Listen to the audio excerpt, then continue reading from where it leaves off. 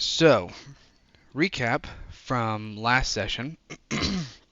The party that was in Neverwinter, after hearing of what has been going on in Phandalin since you left, specifically with the hag known as Sherry, you decided the next morning to head back to Phandalin and put a pin on the quest to remove the curse from Erevan, and made your way back to Phandalin fairly quickly.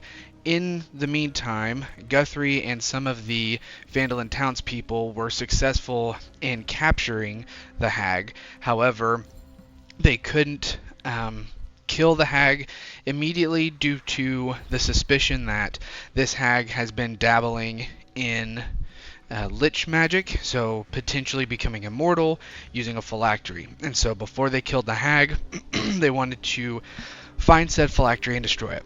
It appeared that the pendant you all took from Sherry could be the phylactery, and you were successful in destroying it, releasing some sort of ghostly energy into the air. And when you got back to Phandalin, you all made a plan to attack the hag once released, and with Sister Grell putting a protective charm over the townspeople. You were able to knock the hag down a good few steps before, unfortunately, she grabbed Erevan and disappeared in a ball of shadow. He's right That, there. as of now, and just like that, oh, he's gone. Oh my gosh. Ah! The roof caved in for me. And with that, we will pick up right here. What would you guys like to do? We have to find the lad. Where the heck did he go? Well, her lair is under that shack, so I'm guessing that's where we need to go. All right, let's go. Okay. And kicks open the door, and she doesn't know where to go. Leave Yes. me, rabbit mad. So, All right. with that, Guthrie kind of leads you all to back down to Phandalin, to the center of Phandalin, and towards Sherry's shack. Being him, technically Ishtar knows the way as well. However, Guthrie kind of takes lead and pulls you guys throughout the town, and you get to this rundown shack that, from the outside, as Guthrie and Ishtar, you remember, looks rundown. It does not look habitable, and for Etherion, this is a pretty rough place. And as you all get there, you notice nothing out of the ordinary. The door is shut, just kind of normal. And there's nothing weird on the outside, nothing to indicate anything is up with this shack specifically. And I should probably get you guys on that map. There we go. Don't mind the man behind the curtain, he's invisible. Yeah. There you go. Well, I'm gonna go ahead. Do this. Okay. That's not a roll, right? It's just immediate. You get to look around. Yeah. Yeah. I'm just doing this on myself. Okay. For however many I'm missing. So, Ishtar, as you all get to the shack, you start once again peering around for traps or anything that looks like it could be a problem. And as you look, yet again, the outside doesn't appear to be trapped. There's no signs that there's any tripwires or that there's any triggers that'll pull if you open something. It seems very clean from the outside, once again kind of putting on this guise that it's an abandoned shack that no one's lived in for who knows how long.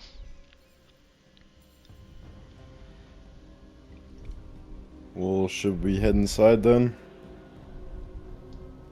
Nah, I'll tell him that I don't find anything out of the obvious. Sooner the better. Okay. Now, just going off of Guthrie, what happened last time you went into the shack. Is there any specific way you guys are going into this shack, or are you just walking in normally? Am I told anything about going in? Um, Last we time, go ahead. Go ahead. last time we entered, me and I forget his name. Finn? Me and Finneran went inside to go discover this place, and as soon as we entered, it turned into another sort of dimension. As soon as you walked through the door, where you couldn't see outside nor inside, as if nothing changed. And the main lair, I think, that Guthrie is talking about that we found earlier is downstairs in the cellar.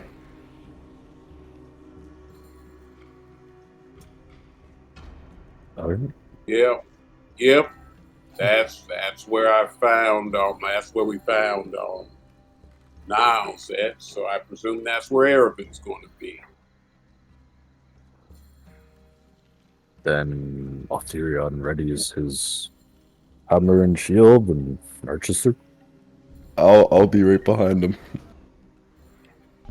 Okay, so it sounds like it's Aetherion starting with Ishtar in the middle and Guthrie taking up the rear. Does that sound correct? Well, that's the way you want to go. That's fine by me. I would have gone behind Ethereon, but or in front of him. But well, okay. But once he is told he's good to go, he just marches on in. Okay, so pull my notes up here, have those ready. Don't know why my And notes system is not zooming in. Sorry, go ahead.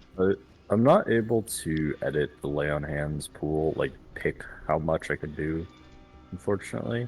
It just says consume, and it just consumes one. If you can edit it down to 19 and then just heal me to full. Oh, Appreciate it. gotcha. Okay. Yeah. Yeah, that's Oh, weird. I just noticed my AC is wrong. So, Oh my gosh, why? Oh wait, hold on, I bet I know why. I think okay, hold on, let's do this. 'Cause also your health. No, okay, you're level 6. I yeah, wonder if I did not. I got damaged in the last fight. Okay. Oh, that's what it is. I have not fixed your heirloom item in Foundry was updated to do the +3 total to armor class, but in D&D Beyond it wasn't. So when I push the update back to D&D Beyond, it pulls the one that I made there. In essence, I got to edit it on D&D Beyond. I fixed it for today in your character sheet, so that should be fixed. For your lay on hands. Yeah, it's weird that it counts each use as an like the pool is a use rather than Yeah, a just yeah. a single point every time. It should just let me enter however much I want to do. Yeah. Okay, and then it's not letting me edit that either. That's weird. I mean, I could just use it 11 times. It's just Except annoying. yeah, that's gonna be really annoying. And I don't know why. Oh wait, do I have to go? Especially I'll because you just, can't do like a multi-use or something. it's fine. Yeah. Yeah, that's annoying. You just see Ethereum just like, oh my gosh, and he's just like hitting himself in different spots. Oh, there we go. Thank you. And if Okay. you could just put me to full. Yeah. Okay, so everybody's ready to roll. I still don't know, Guthrie, why your sheet looks different than everybody else's on mine. That is so stupid. A laugh sounds very sneaky. Oh, fixed it. There we go. Whew, now I can... Oh, that makes me feel better. Okay. Oh my gosh, I didn't check your guys' characters after you leveled up. Guthrie, you have 81 health? Jesus. What the hell? I only have 36. Oh, Ervin, just a And little that- squishy. Yeah. Wow. Okay. Let's get rid of all those lay on hands pool. There we go. Okay, so you all go into the shack, and as Aetherion, as you start, you open the door and you notice it's pitch black. And it doesn't look like smoke, but something. It's more than just darkness in the shack. It looks like there's a layer of something that's black. And so you push through this initial cloak of blackness, or whatever you want to consider it.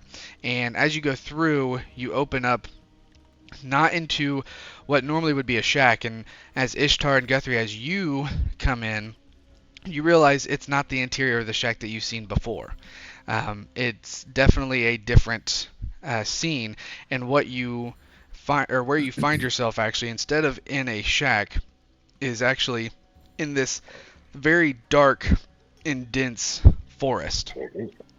Oh, I put that crop on the wrong side. Sorry about that. Why did it crop there? Shoot. Give me. Actually, I have a weird. Now I see it. Now here's something weird. I'm still level 5 on the sheet. Uh-oh. Oh, I think I know why. Give me a second. Player Guthrie. This looks oddly familiar. I bet it does. Okay, yeah. I don't know why, Guthrie, you are level 5. Does everything else on your sheet look fine? Like, did all the... Everything else looks right. Yeah, it was just like I just noticed that. It's like, why am I level 5 and why is it not complaining? Yeah, that's weird. Okay, I'll have to figure out what's going on there. Luckily, yeah, it does seem like all the actual changes were fixed, so yeah, I'll have to mess around with that and see what's going on. Oops. Irvin's and his jammies. Yeah, if you want to think of them as jammies, sure. They look more like prisoner clothes.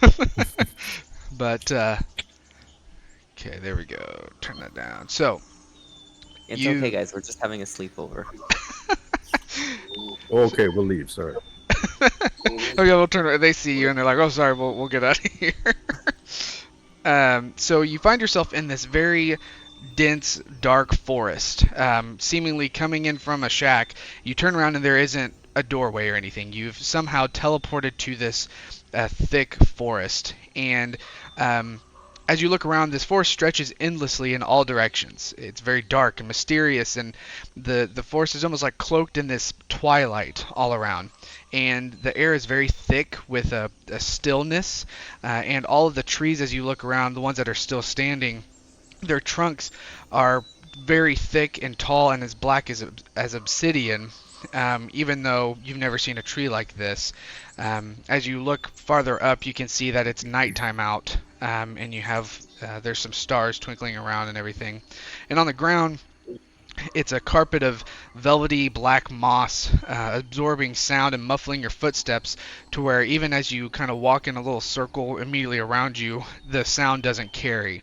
And you look around, you see no roads, no trails or anything, but you do hear these weird, maybe whispers or voices kind of on the air around you. And as you continue to look around, you see some little lights flicker in between the branches that are floating. They appear to be floating, and they give off a very dim light. But as you look around, you see more and more of them kind of floating in that upper story of the canopy. And then you also can spot some fungi here and there that are shapes and colors you've never seen before. And you take it that this definitely is not Phandalin, and potentially this is a place not in Faerun at all, specifically. And you continue to look around, and then you see a small clearing, and you first immediately notice this very bright cage that seems to be crafted from ethereal branches or ethereal energy that is interwoven, and inside this cage you see the body of Erevan. But you notice something's a little different about Erevan, and he's almost floating inside the cage. His eyes are open, but they're a pale white, And there's nothing else on him other than these very rough clothes that are ripped and torn, and his hair is all disheveled and cut in weird places. But you just see him holding there, and then as you look closer, you start to see his body seize and convulse, almost as if he's being, tortured or tormented or beaten or something, but nothing's touching him currently. You don't see anything holding on to him or anything making contact with him, but his body definitely seems to be in some sort of agony, a silent agony, while he's in this cage. And right next to the cage, you see the hag, Sherry. And as she catches your guys' gaze, she just smiles. There's no voice, no nothing other than a smile. And she grabs the cage that Ervin is in, and they disappear as you see a portal open behind them. And I will put them there. Oh, well. What And is as, this? Question. yes. Is Benji with us?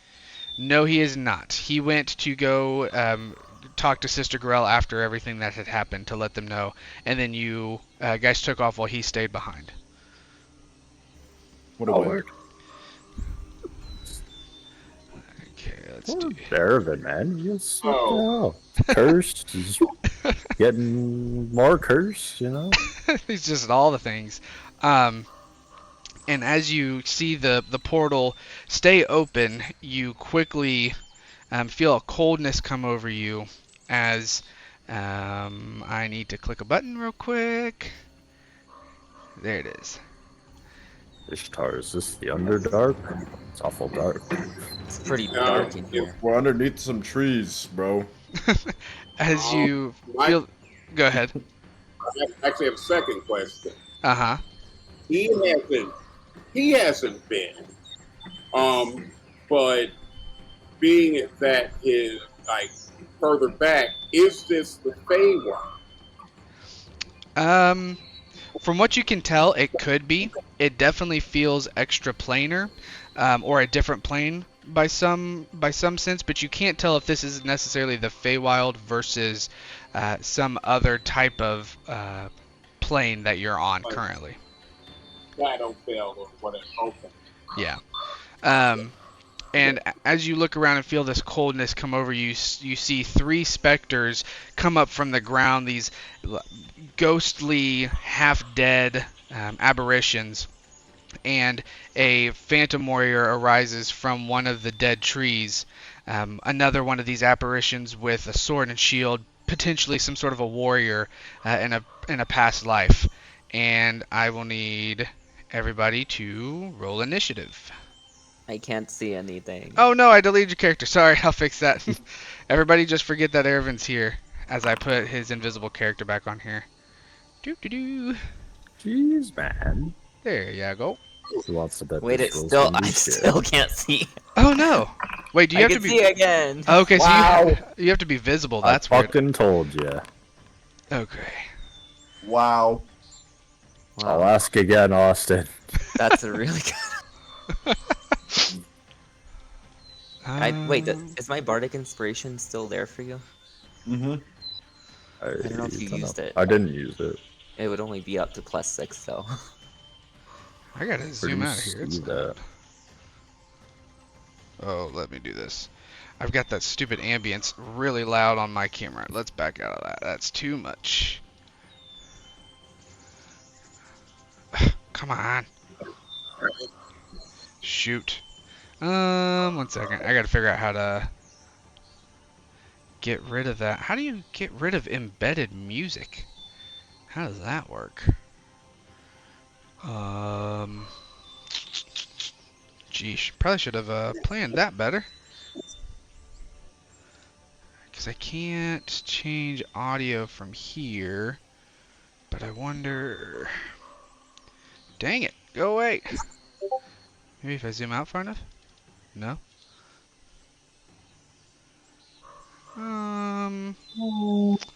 Well, I guess it's just going to be a little weird for a second. Is the ambience like the woodland sounds? Do you hear those really, really loud? I don't. My Relatively. ear They're goes, okay. but I don't speak really loud. Okay, that's weird. Although I can't really hear Guthrie when he's speaking. Loud enough. Audio. Let's figure this out real quick because that's gonna drive me nuts.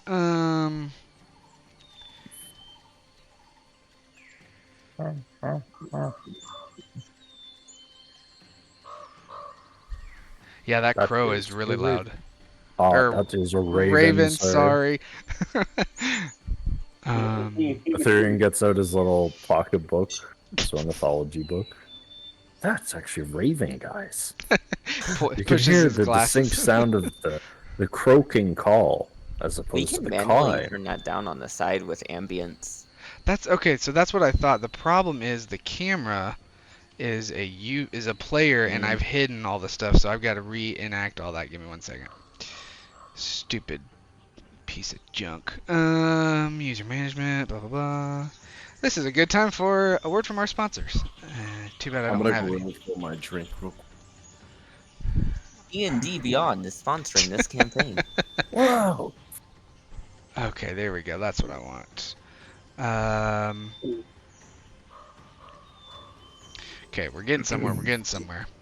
I love these maps, but the ambient noise is super loud if I don't have it set correctly on my character stuff.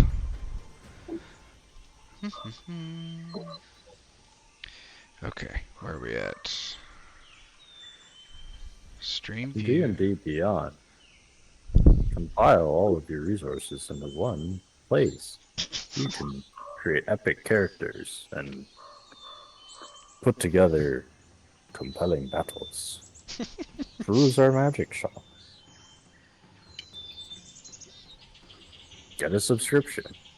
Okay. Never again Pay threats money or so spell you can cards. have more than like 2 characters. Are these trees climbable?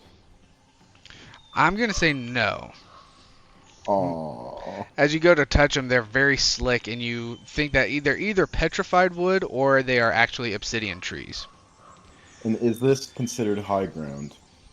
Like this cliffside? Yes, that is like a weird little jut of a cliff that kind of comes up. It's like 10, 20 feet high. Okay. Well. Okay, I don't want any of that. Where is my full sideboard? There we go. Let's do that. Beautiful. Ooh. Sorry, I probably restarted it for everybody. Had to do something real quick.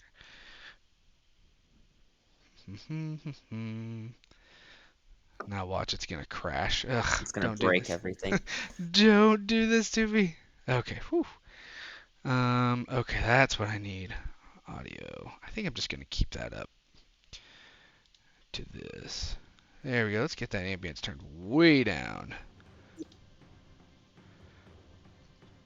Okay, jeez Louise. Sorry about that. Okay, we're back. Get that put together, put you over here. Okay, you guys rolled initiative, so that's great. I need to roll initiative for the bad boys. Boom. Easy. Okay, now we can actually start. First up is Mr. Ishtar. What are you gonna do?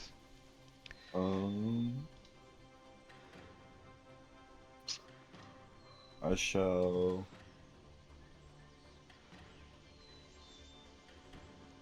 go right.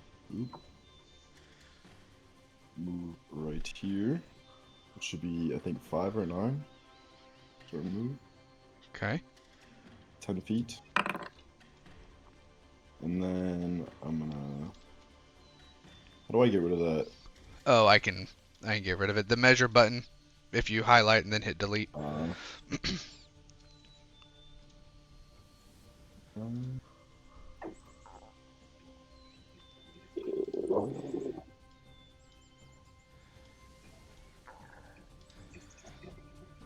Okay, we got your dreadful strikes.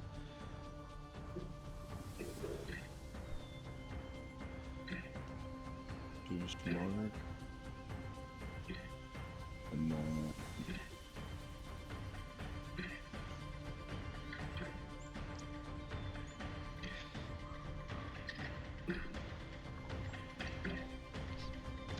Okay, going for Mr. Yellow Spectre. Oh, and you're using the walloping arrows. Okay, okay. Good lord, so much damage. You just not 20 him. Jesus, bro. I'm a little upset that it didn't, because you used the arrows, it didn't... Oh, actually, because you did the face shadow, because it's not doing the animation. I need to change that to a longbow. Anyway, so, with your Dreadful Strikes, geez, you always get max damage with both that and Hunter's Mark. Ugh. Okay, so that's 10, and then, yeah, you effing nat 20'd him. His damage didn't double because it rolled on a separate piece. Yeah, I need to fix How that. do I combine them? You just So I think what it would do is when you use, well, maybe, let me look. I think when you use Face Shadow, if you choose the arrows, like in your inventory, if you choose the walloping arrows first, then you shoot, I think it would combine them. So maybe on the next try we'll try that. So, okay, so you nat 20'd, you have 10, so your 6 would be doubled to 12, so 22. Jeez. Okay. Go ahead and explain how you kill the Spectre. What happens? Well, I have the arrows of walloping on, which I'm pretty sure they push, or they get prone. It's wrong. Yeah. Did he get prone from it? Uh, you can flavor however you want. He dies regardless, so whatever you want to have happen. Well, for kind of like flavor text, can I shoot another arrow at him for the hell of it? Sure. Okay, so the first arrow I shoot right in his kneecap, or if they have a kneecap, gets Where him the down on kneecap one would be. knee. And then I'm gonna kind of look at him again, kind of draw back from my. Do I have a quiver? Grab one from my Yeah. quiver. And I'll draw back and I'll just shoot him, and I'll just headshot him, and he'll just collapse. Nice. Nice. And then I still have my extra attack and more movement, so I shall move another 8 feet this way, behind the tree. I shall target the Phantom Warrior. And... Dreadful Strike. So you said change it in the thing for the bow? Yeah, like in your inventory on your character sheet, there's a little drop down, and you should be able to select the walloping arrow there, I think. I use the item.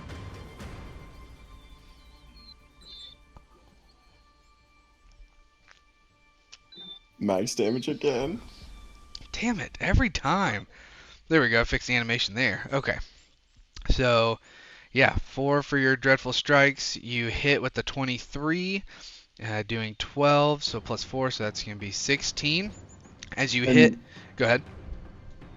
Since I killed him and I used my Hunter's Mark, I can't switch that because I have to use another bonus action, correct?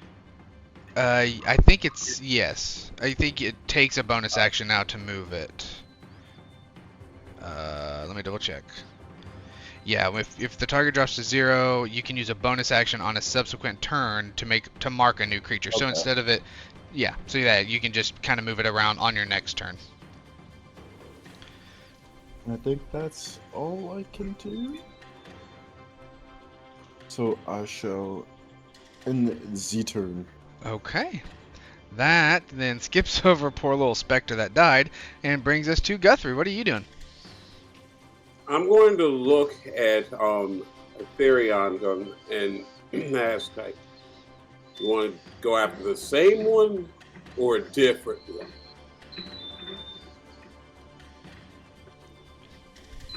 Uh-oh. Do we lose Aetherion? Uh-oh. He fell asleep again. Oh, sorry, I was muted. I didn't realize I was still muted.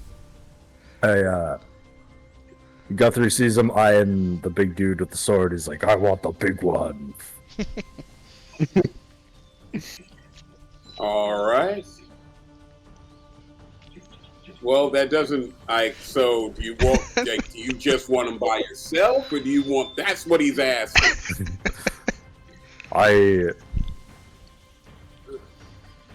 He quickly says, I've seen you're a capable fighter, and I want to prove myself to you. All right. Let me take him.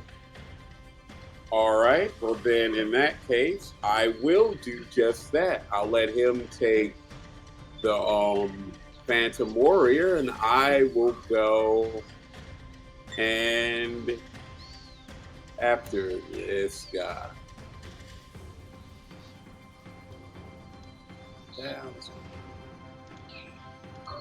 Even though it'll take me forever to do anything about it. All right. Oh, that could bring it. Oh, that's right. If we started, so I have to bring it up. Okay.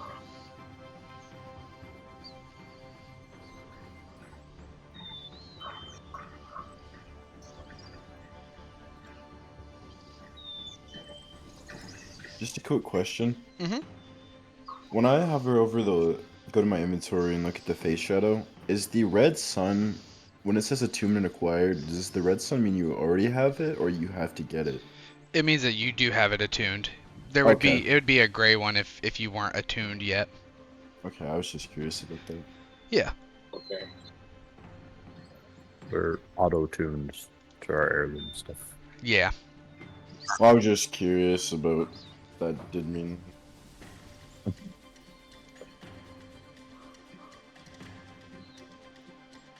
That's a fat hit. Oh boy. Yep, that's a hit with some big old damage there. Are you raging, Guthrie? Or are you saving it?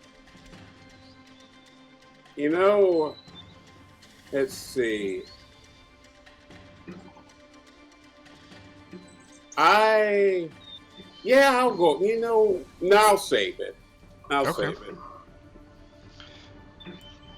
Quick second. Uh-oh. Sorry. Probably kicked you out. It's refreshing. Sorry. Give it one moment. Had to do something.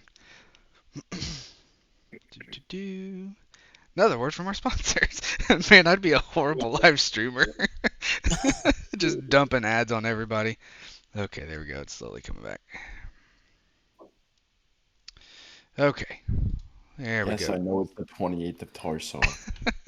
It's just making sure. You never know. Okay. So, back to what we were doing.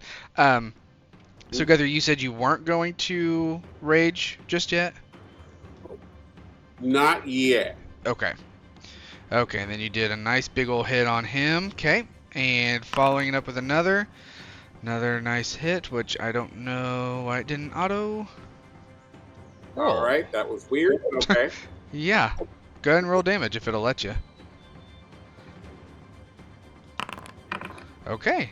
Yeah, that's weird. I don't know why I didn't do that. Okay, so for a 9. Okay, nice 2 big hits as your as you go to punch, the runes on your bandages, the wraps that you have on your wrists, they glow, and as you go to hit this, in essence, ghost, you actually feel a contact as your fist hits the body part of the specter that you're attacking with.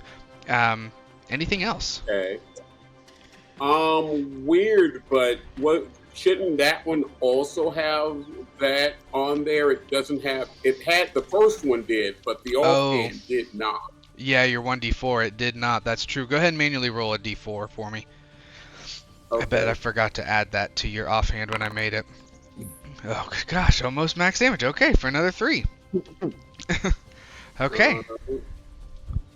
And yeah, you closed it again. Whoops. All right. Just giving you a hard time. Sorry. And one more. Good measure. Knock 'em dead. That hits. Okay, how do you kill him? Well, it's three swings, so it's kind of like a I'd say like a right jab, a left cross, and then let's just do a right uppercut, and kind of, knock him into the air onto the ground dead. Okay. Nice. Anything else? Well, let's see. How far did I move? Like what, 10, 15 feet maybe? Right there. Okay. Let's see. Let me. That's a bit so far. That's a little far. So I'll tell you what. I'll just turn around. All right. It's like look at everyone else's handiwork, and then end my turn. That's fine. Okay.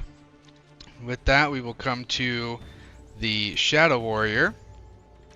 And you see him kind of shift his weight almost as he picks up his spectral longsword, and he locks his eyes on Guthrie. And what's his movement? Yeah. Let me double check.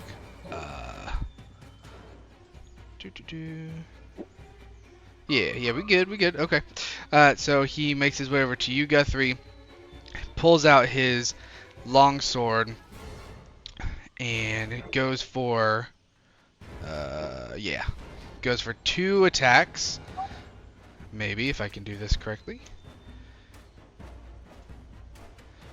First one hits with a 5. Wait a second, I just attacked the wrong thing. No. That sounds good. Good. That works. Good. No, he hits you for 5. Okay. Okay, so there's that, and then he follows it up. As he cuts through you with this sword, he then turns and swings it back the other way, hitting you potentially again. I think it's waiting for your reaction. Is that a thing? I mean, is it what your is lucky that? your lucky footwork? Probably. Yeah, but I didn't know that allowed me to do that with. It asks me for Shield Master Evasion anytime I get hit, even though it's just a dex save. Yeah, it just what it does is I haven't done much with it, so yeah, it'll go through, and any reactions you have, it asks you if you want to take them, because it doesn't read when you're allowed to. It's just like, oh, you have a reaction. Do you want to take it? Kind of a deal. But yeah, okay, so then he hits for another 7. Okay. And you notice the specters and this Phantom Warrior don't make any sound as they attack. It's dead silence from them. But then that brings us to the other specter, who's going to come up behind you, Ishtar, and you feel the cold presence of it as it gets closer to you, and he goes to touch your body, and as he touches it, you feel bitter cold from his hand as it goes through you and touches your spine. And it misses, unfortunately. As you feel his hand go through you, you feel the cold on your spine, and then you see the hand come out through your chest, but nothing happens as it pulls it back in, and it just looks at you. And Ethereon, what are you doing? Just as the Phantom Warrior, swings back through Guthrie, he's not looking my direction, so I charge over with my shield raised and, attempt to, body slam with the shield. Ooh, okay. Essentially doing The shove. But Okay. how do you bring up the bottom bar again? So on the left, the carousel. Nope, not that. I lied. That's the wrong thing. I just now realized that's not working. Where is that at? Let me look. It was there before it got reloaded, but. Okay, so that's combat HUD. Oh, there we go. Okay, you got it. The Argon combat HUD. Yes, sorry. And then. I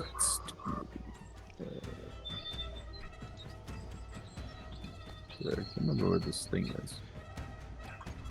Or I don't think I have a thing for it. I think it's just a roll. I was about to say, yeah, it's just 2 strengths, right? Or a strength combo. Well, he could do acrobatics if he wanted. Oh, yeah. Okay, I'll do that. Motherfucker. As you go to hit him, you feel your shield go through him, and you have to catch yourself from stumbling through the Phantom Warrior. Only rolled 2 so far, boys. You're doing great. Shield rework for what?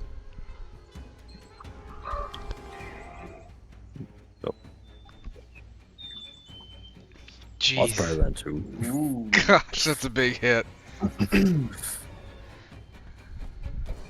For 14.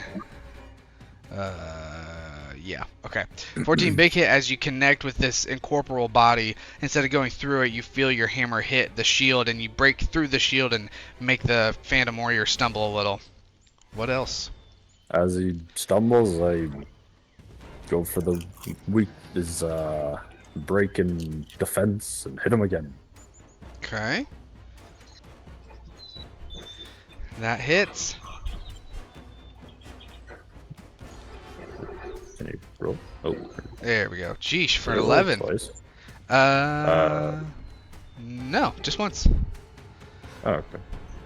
Big hit again as you feel the same connection with the body with your hammer.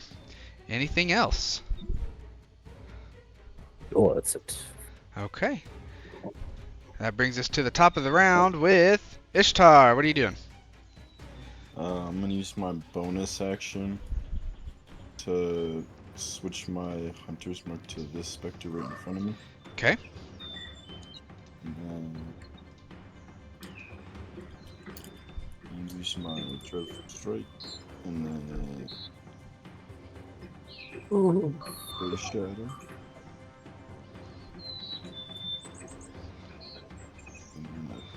Okay, that hits for max. Okay, what is going on? How do you constantly roll max damage every time for that dreadful strike? 10, 4, 14. Oh, and you had your hunter's mark on there. Why did that not? Yeah, how do I... Do I have to Uh, recast it on it? Probably because it still does take a bonus action, so it'll only take your bonus action to cast it, but that's probably why you still have to cast it again. So yeah, go ahead and try that so it'll roll that damage too. Oh, consuming the spell slot? It's a good question. Let me read. It won't. Functionally, when you do it, it might take it just because you're recasting it. Yeah, but I can give it back to you because it doesn't should. actually take it. But there might actually be a way to uncheck that, but I'm not sure. There's a box that says consume spell slot.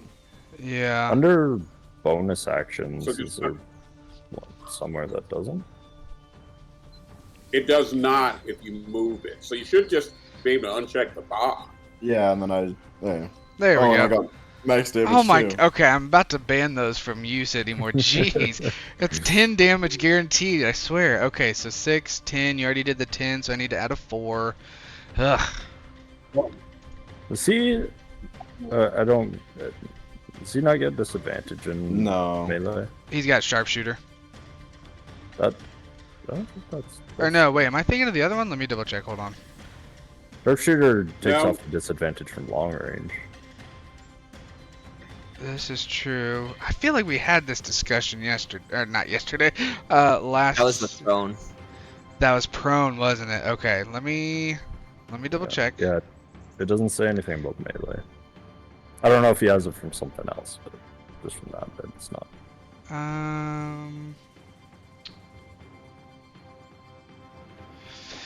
Oh, where did I? Okay, maybe I did. Maybe I was thinking of something else. I know the prone thing was definitely a discussion because I knocked her prone and then he shot her. Yeah. There's nothing about rangers either.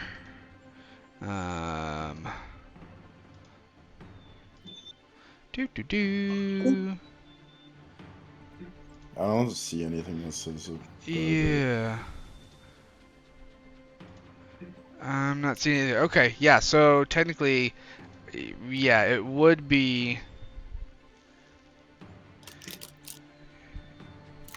Yeah. So what is the one that does the? That's like a fighting style, isn't it? or something. Isn't there one that says like you can ignore the close range stuff? Crossbow expert. That okay, Yeah. that's what I'm thinking. Okay, so yeah, technically it would be a disadvantage. I'd argue potentially that if he's fighting one thing and he is shooting at that thing, that wouldn't necessarily impose disadvantage because he's focused on that. If he had something in melee attacking him and he's trying to shoot something else, I could see that giving him disadvantage. Like if he's turning to hit something else. Because I was reading into this a while ago about why is that a thing? Because you'd think if you're literally point blank, you're gonna hit. Like, why is there a disadvantage? And I think if I remember, it's to like take into consideration that you're fighting against something because both turns are technically happening at the same time. So you're trying to shoot while they're attacking you. So that would make more sense if you're trying to attack something else. Maybe. Like if he was trying to shoot this, and meanwhile that Spectre's swinging at him. Yeah.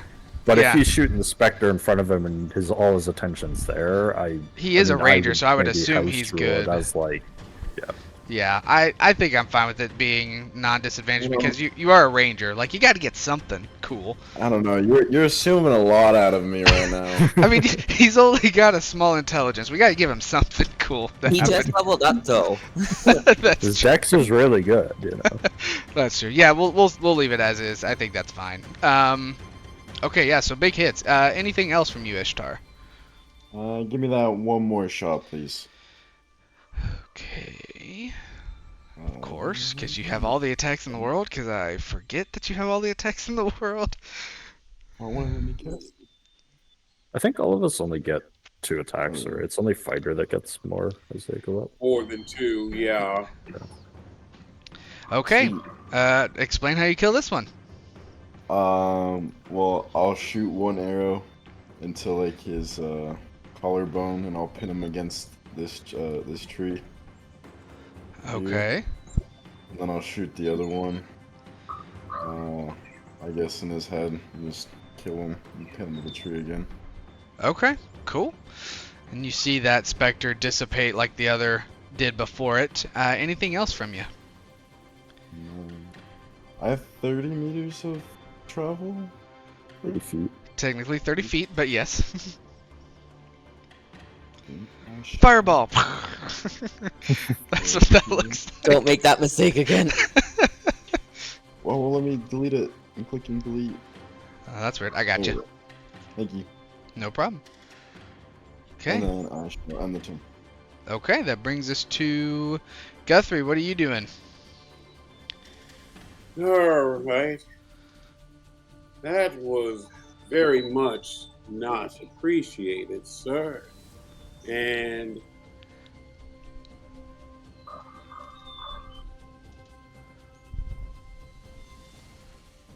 now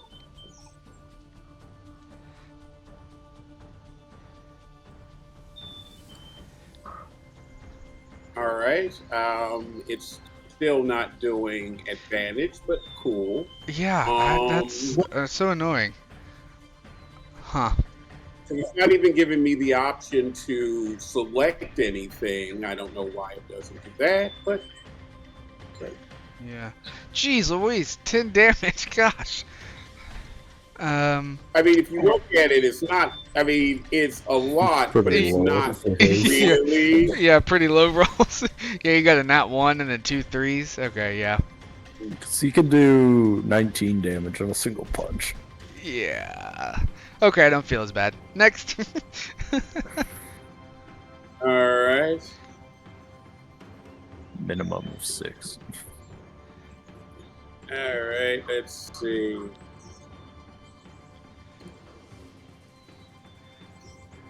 That hits.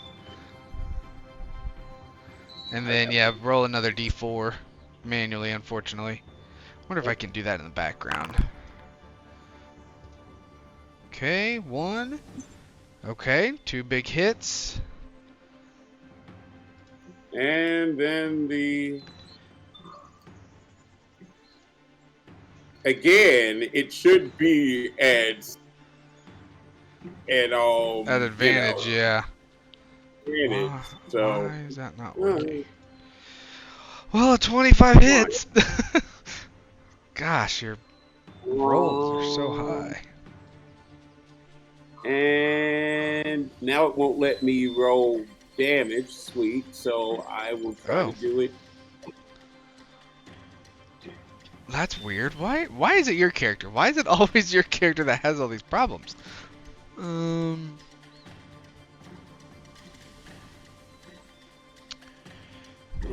Yeah, and the damage thing disappeared. So, let's see. There's a way to just roll damage. Where is it?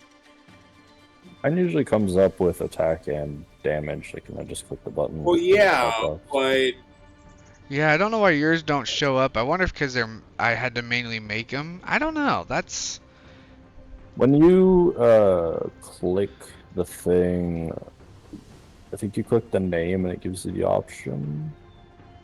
okay. Yeah, it didn't, but I'm just going to fake it. As you must roll the attack before rolling. I've already done that. Fine. that's Yeah, so weird. it's okay. Yeah, see, I'm still doing it. yeah, that's Going. fine. Yeah, that's weird. Okay. 13. Okay. Okay. Go ahead and whoops, that was the wrong button. Sorry, that's a lie. He's not dead. He's not looking great though. Anything else? There really isn't anything else that I can do. So,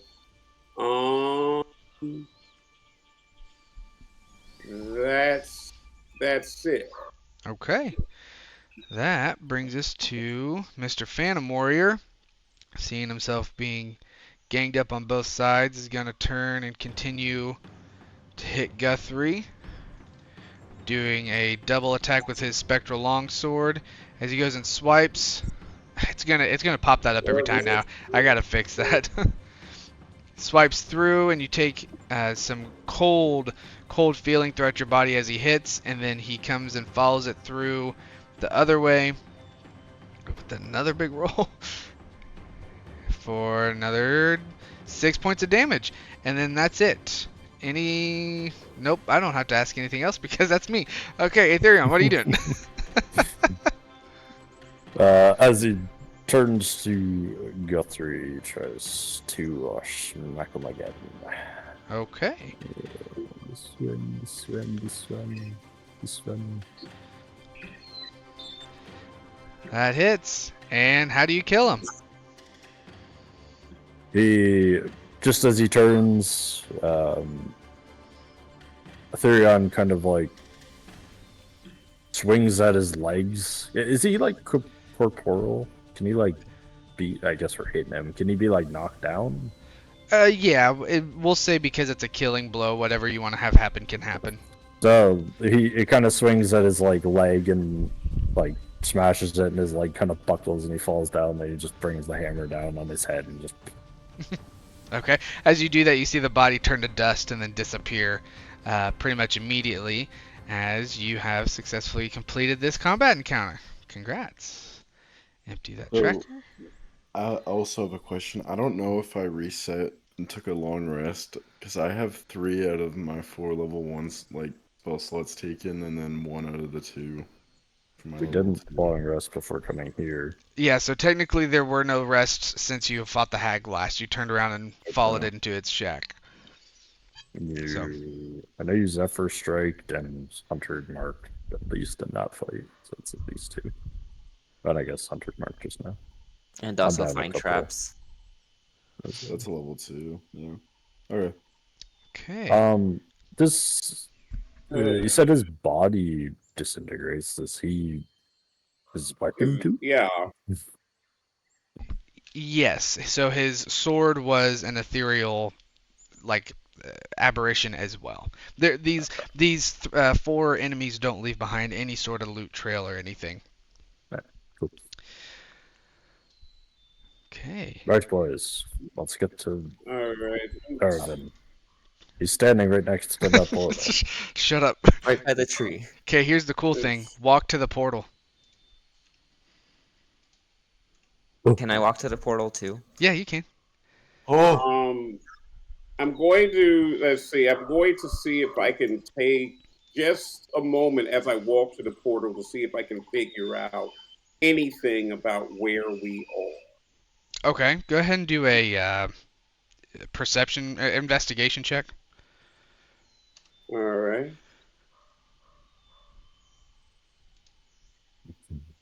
as you watch the rest of your friends just disappear. 15. Let's see. So it doesn't become apparent what plane you're at. You're not super familiar with the different planes. However, this appears to be one of the, potentially one of the smaller planes. Maybe not even like one of the main like elemental planes or something. This could be just like a pocket dimension to another ancient location that hasn't been discovered before.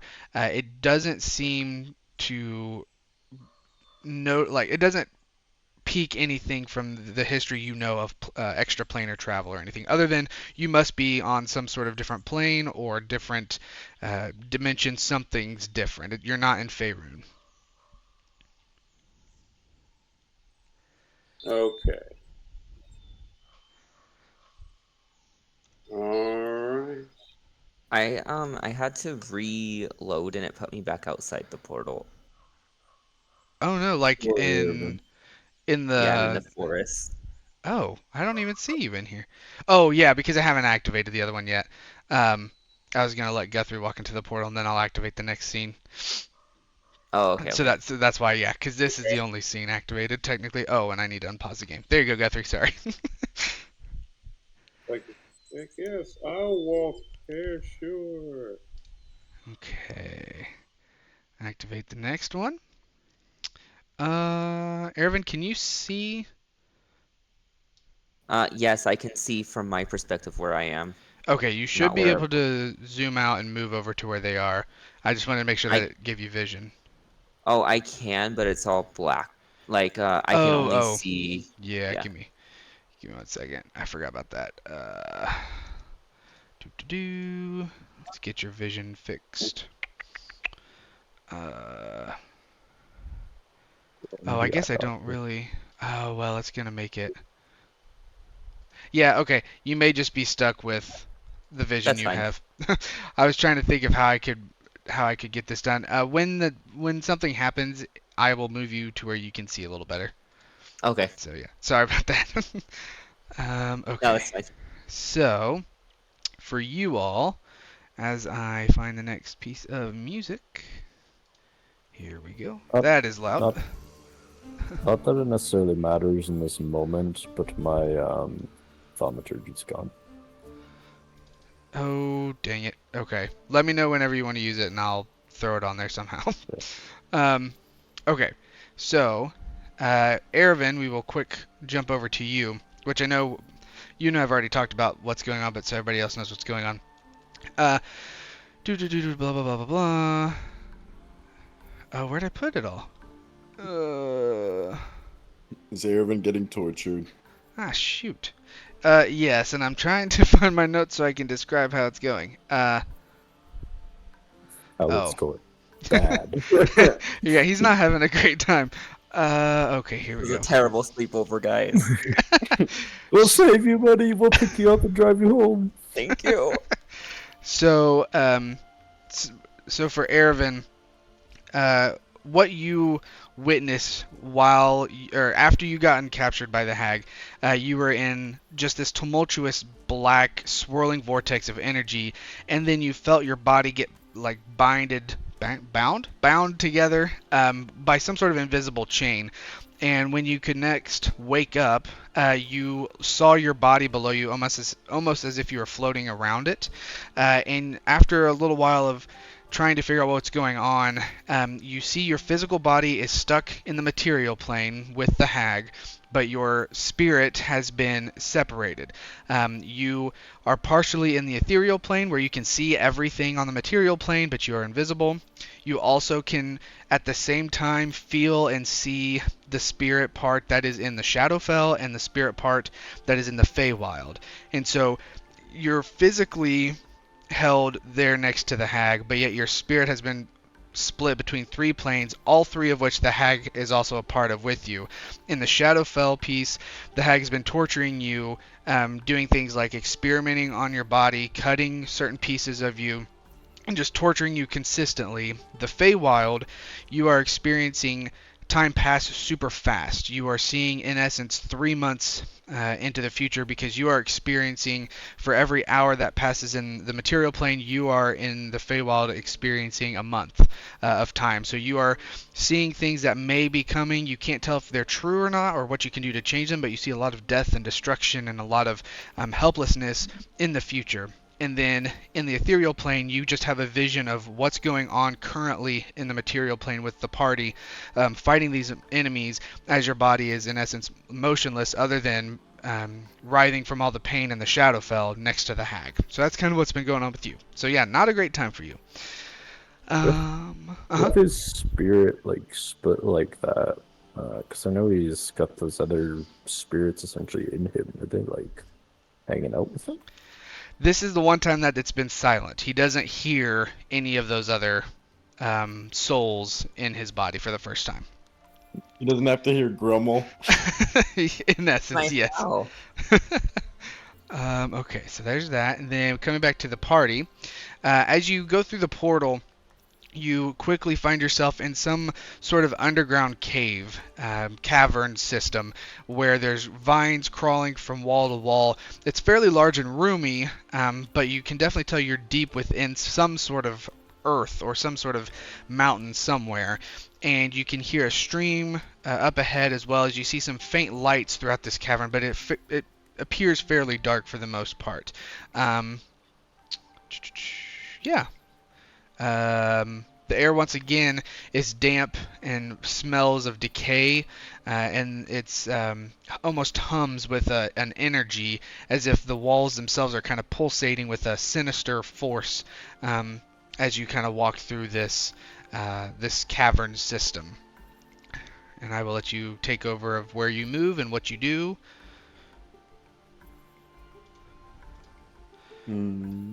Or turn back to Ishtar. It's like, I'm going to guess this doesn't seem familiar to you at all. And I'd say to Guthrie that I've never experienced anything like this before on my endeavors of hunting hags. All right. Well, do you want to go first? What order are we going to go with? The Ethereum kind of steps forward and raises his shield. And is the light something I can just kind of turn on and off on that? Yeah, in essence. It's got a little button on it. He raises the shield and some light starts to form around it. And he turns and says, "You must face the long dark of this cave." Ooh, so sinister and ambient. Okay. And he kind of proceeds cautiously forward, shield kind of raised. Okay. Kind of through. Okay. Go ahead and start moving your characters. Hopefully it'll let you move.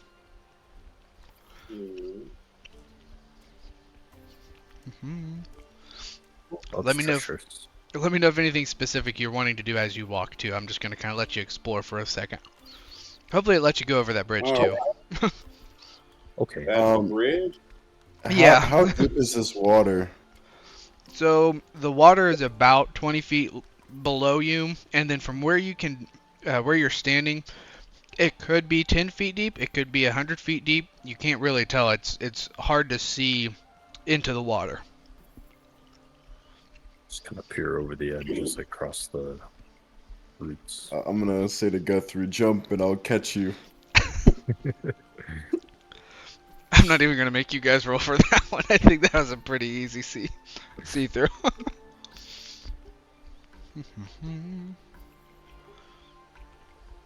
So like a light coming All through here. right, great. Yes. You can't tell from what, but there are little pockets of light. From above? I think that was the intent with this map design, but I'm gonna say nope because it's fully enclosed. Is my shield glowing, or is it the light just like That's going the on it? light. Because that looked like it. That was really cool. Yeah, it is interesting Look, how my it's gun's- playing on you, but yeah, it's just the My light. bow is glowing. Would you say, Chef? My bow was glowing. Yeah. Now you're fully glowing. Right? Looks cool. Damn, put that effect on me all the time. Everyone's amazed by the light, and then Aravin's where they're just being tortured. Just stop. they're, and just, like, yeah, they're just standing looking at the light. Well, they're in the way, so I can't get around them. We're busy, Guthrie. Important things. Shiny Distract objects. easily. They try, like, are you all? Guthrie is very much the parent of the group, it feels like. He's just like constantly smacking his head like, okay, here we go. Okay. Do we see this ledge on the right? Is it visible? Yes, you can see it. How high up is it? That one's like maybe 10 feet, not super high. And then you also, from where you're at, you can see another ledge. You technically can't see what's above it from where you're at, but there is another ledge across this land bridge.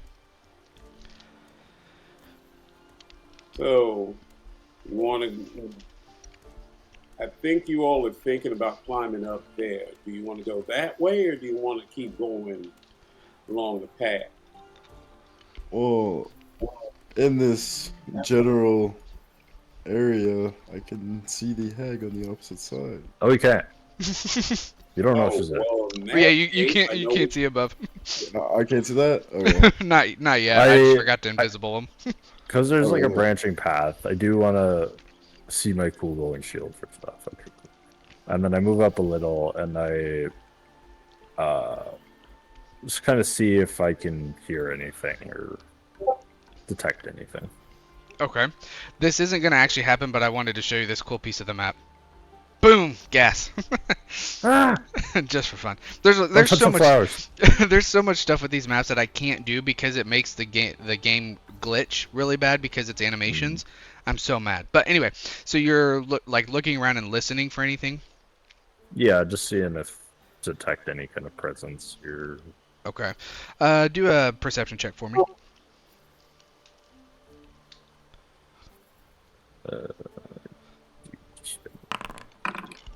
Okay. So what you hear immediately is the movement of the water below, and you've noticed that since you've been walking in this cavern, you have been going kind of slightly uphill, and so the water is now even farther away from you, probably 40 feet deep or 40 feet below you now. But you still hear it. You also can hear a slight hum that's a little different than what the constant sound of this cavern is, and you pick up on it from the first place you were as the sound of the portal. So you get the sense that the portal must be close, but other than that, you don't really hear much else other than the sounds of this cavern. Okay. I kind of tighten my grip of my hammer and I say, it is the hum from the portal we initially went through? Or like, It's the same sound. It's not necessarily the same one because every time you've only used this portal once, but yeah. when you went through the portal, there was nothing behind you. Is that the same when we came into the cave? There was no like back portal. Yeah, in essence, when you got into the cave, you turn around and it's like what you walked through has disappeared. Okay. It kind of tightens his grip on his hammer and he says, something is close. I can hear the hum of the arcade. Okay. And he proceeds forward. Right? Goodbye. I'll be behind you, mister. Wait. Charlotte, I'm gonna say to Guthrie, I'll let you go forward. I'll sit in the No, back I line. was wondering. It's like he doesn't see her. Do I see? What's your overall height, Guthrie? Is he? I think he's He's 6 something. I'm 6'5". I know he's 6'5". Yeah. Okay. I'm 6'5". I don't know what you. Oh, you're 6'5". He's 6'2". 6'2". He's 6'2". Yeah. So you're, in essence, you see the same as Aetherion, but as you get closer, you're able to see a little more, but you still can't see over this ledge. But you start to hear the same thing. All right. Well, let's see if I get up there. I want to see if I could. Oh, I'm still. If I move up here, I want to see if I can get maybe sneak into a place to get like at least like a shot off on her before she disappears again. Okay. So the cliff in front of you is about 10, 15 feet, 15 feet tall again. As you guys get closer and closer, the hum gets a little more intense of the portal, but then you see, and I'm gonna move some things slowly because I can't remember how I moved them the first time. He's escaping. There we Jump go. down, I'll catch you. You see the black shadow come up again on the top of that ledge, and you see Eravin in his ethereal cage and the hag rise from that black shadowy mass as they kind of come through this little teleportation magic or something. You see Eravin's body still writhing in pain, but now you notice his Eravin, which eye is it? The right. The right Wait, one? no. Hold on. Left eye. Left eye. Okay. You notice his left eye has a very large cut going across from top to bottom, and is bleeding pretty bad. And you also see, you sent me all this stuff, and I don't have that note pulled up. Give me 1 second. Uh, It's on the right, if that's what you're talking about. yes, okay. Well, actually, you know what? Why don't you describe the damage that's happened? That's gonna be better.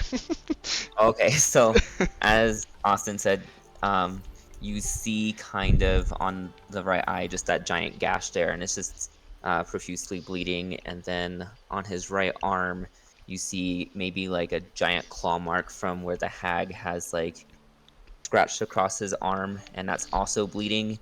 And bags under his eyes. He looks a little more gaunt, and a mark on his neck as well, on the left side of his lower neck, where maybe a blade has been pushed in a little bit. Okay. Also, Ervin, while you're in the ethereal plane, so you can't do anything with the two bodies that are, or the two spirits that are in the Feywild or the Shadowfell, but in the ethereal plane, what are you doing currently as you've been watching all this unfold? Like in this scene right here, what would your ethereal body be doing? So he's witnessing the torture and everything. I think he's trying to convince himself that it's not real and that his friends are coming to get him out. He's probably trying to find like a coping mechanism to get through it. So maybe counting out loud to himself. Okay. Make a. Oh, I don't know what this would be. Make a Constitution ability check for me. And from the ethereal plane, can he see what's happening here? Yes, so he can currently, the ethereal part of him can see what is happening currently in the material plane, but since he's also split into the other two planes, he can see those at the same time. So he's like seeing 3 different things happen at the exact same time across multiple planes. So he effectively, though, is like, let's say, just like standing there in the ethereal plane. And Yes. can see us approach. Yeah. Or he's like whatever he's doing, floating, going all around, whatever. Yeah, he can see all this happening. Okay, with the 6. So while you are saying all this and trying to connect with your the tormented body that's going through all this, you connect with the Shadowfell spirit, as that's the one being tortured. And even though it's a spirit, it can feel all the pain that the physical body is feeling. And as you try to make the connection to work yourself through the torment and torture that's happening, you hear nothing. As you talk to yourself, it's almost as if you think of the words you're saying, but yet you can't hear them in your head as you say them. It's very hard to describe, but try to picture it if you can. in essence, you can't connect with that Shadowfell spirit to help them through what's going on. Your consciousness has been split as well, and you can't help that one out. So it's dead silence as you're trying to reach out. Okay, so with that, the hag comes up, and you hear it's almost like the hag is whispering as she raises up her hand, and she speaks something in a language none of you can understand. It's very guttural and very almost snake-like, so it gives you the sense of like a lizard folk draconic language, but it's a little different. And as she speaks these words, you see small fires. Hold on. Where did I put this? I'm gonna move you real quick, Aetherion. I gotta. Yep. Okay, put you back there. You see these small little fires happen both here, or well, there's one of them. You see another one way back here, and then you hear one somewhere else, but you can't see it. And as the fires start, out from the one below flies a little imp, and out of the one closer to you, you see arise a shadow demon. And here, Guthrie, I will let you make an attack roll to hit the hag with your crossbow real quick. All As you right. get the sense she's probably going to dip. All right.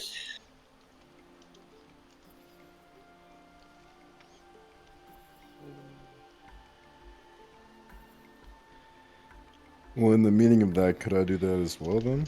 Sure. Way great. Of course it misses. We'll say you see Guthrie loose his bolt and miss, so you followed up quickly with one of your shots.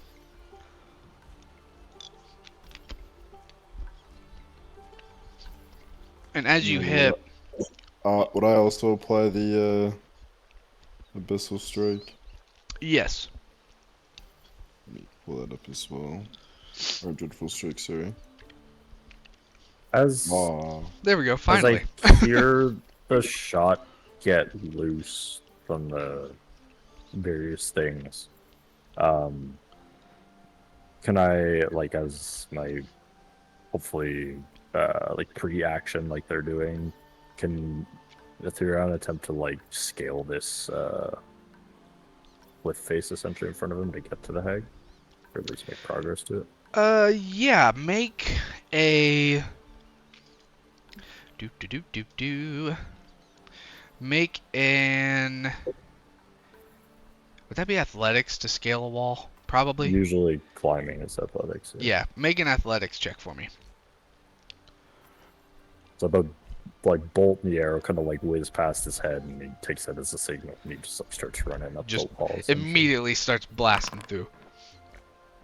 Okay, so you follow up the bolt and the arrow fairly quick, and you are able to get up the wall, but as you get up the wall and go to grab at the hag, you kind of go through her arm as she's already started to go into that black form, and takes Erevan as they disappear.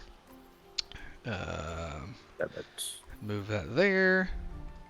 I'm going to move... Oh, nope, sorry. Erevan, you're going to stay there so you can watch, but I'm going to move your little cage, because we don't need that. That's going to go over there. Okay. I know Gabe. God damn it. Let's do this. Pissing me off too.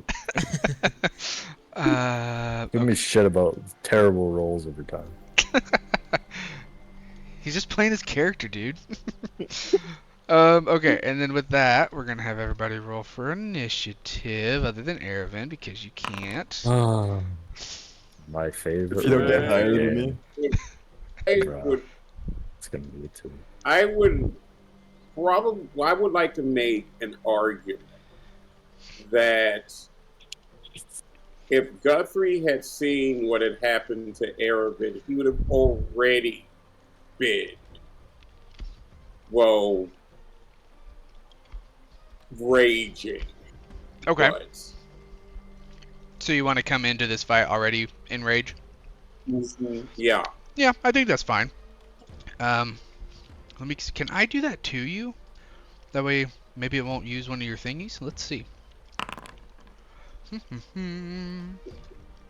Better shoot. than a 2. Ooh. Hey, that's one of my rolls. Here, you the camera? Yeah. Okay, so you are raging now, Guthrie. You guys all rolled. Why did Guthrie punch himself in the face to become rage? And I that's took 2 damage. yeah, I reverted the damage. I can't for some reason not have the damage happen to him, so we just play it off as though he's hitting himself to get angry, or whatever else he does to get angry. He's so angry he hits himself. Okay. So yeah, so there's that.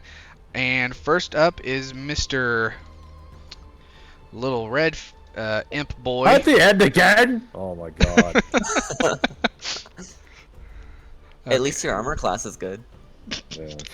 Yeah, if you get hit, it doesn't hurt as bad. I don't know, Poor every time I've gotten hit, it's been that 20. Yeah, that's true. Okay, little fiendy Imp Boy back here. What's he gonna do? That's my paladin. Where are you? Okay. Where are you? The other boy, you don't know. Oh. That was from the fire you could hear. If you hover over them in the turn thing, you can It'll see where they highlight are. them. Yeah. Okay. Whoops, let's throw you around. So, imp number 1 is going to come up behind Ishtar. You feel and hear the flaps of these little wings as this little fiend devil comes up behind you. And... yeah. And we'll go for a sting with its tail. And it hits. Yes, it hits. And then your con save was an 8. Okay, so then you take full. Okay, so you take additional. Oh, okay, let's look at all this. Why does this math not work? Okay, so the base damage was 1d4 plus 3, so you took 7 points of piercing damage as it stings you in the back, and then since you failed your con save, you take an additional 3d6 poison damage on top of that. 3d6, goddamn. Roll. It's 11 points of poison damage to you, but you are not poisoned. So all in all, sounds pretty good. 7 plus 11 is what, 18? Yep. Okay. Okay, maybe not too good. That I forgot. You don't have a whole lot of health. And you feel like a burning sensation as the poison from the tip of the imp's tail stings you. But that's all it's going to do. Brings us to Mr. Imp 2, and I really should have measured this out. I didn't really plan. Well, that sucks. Wow, yeah, I really. Yeah. Okay. Yeah. Okay. So other imp is going to dash around, whoop, flap this way, and cross over the water, and puts him right here. That's it for him. Bringing us to Ishtar. What are you doing?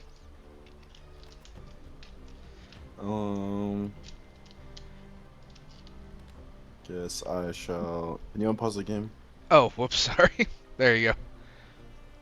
I shall turn around with this dude. And then that. So. I'm not gonna cast it. And then I shall use this. What's the time limit on Hunter's Mark? It's a good question. It is. I think it's really long, isn't it? Yeah, it's an hour. So would he reasonably still have it? He can put it on them? Yeah, it would be just a bonus action to be popping it on these different creatures. Oh, okay, okay, which is weird because. Oh, I guess we were saying no. because it doesn't cost a spell slot, right? That's what we were saying. Yeah. Yeah. Yeah, that's true. Although, is it concentration? Must be, if it lasts that long. Yes. I guess I'll cast my Hunter's Mark on this dude. You'd have to see if you still have it. Oh, because he did get hit, didn't he? Yeah, twice. I don't know Yeah. if it counts as 2 instances of damage or 1. I would say it's 1. And how do those rolls go again? It's like It's a con save and it's minimum of 10. I think it's half of whatever the damage was, but at minimum of 10. So okay. if he took 18, he's gonna beat a 10. Okay, yeah. So go ahead and real quick do a con save for me.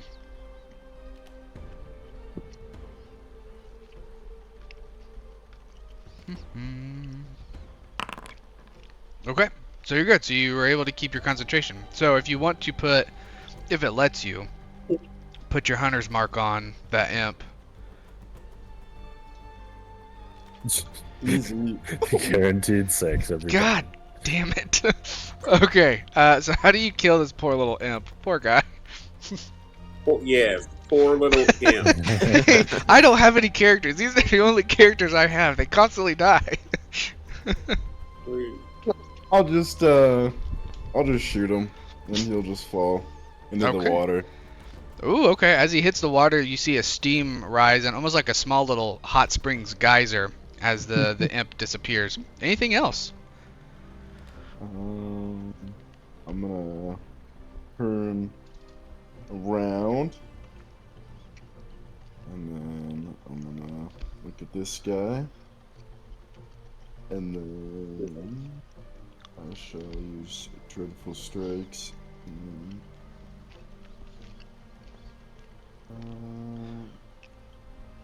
then, I thought Dreadful Strikes was just the first attack. For Is each it- enemy. No, yeah, for each enemy. first attack for each enemy.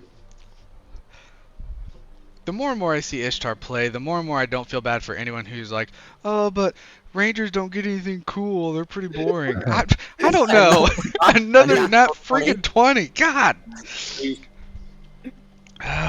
Okay, so let me look at all this. So I mean, maybe most Rangers just don't have ridiculous rolls like you guys.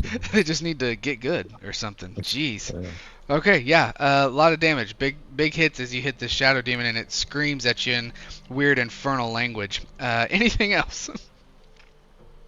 I assume that would be all. Okay, On my turn. that brings us to Guthrie. What are you doing?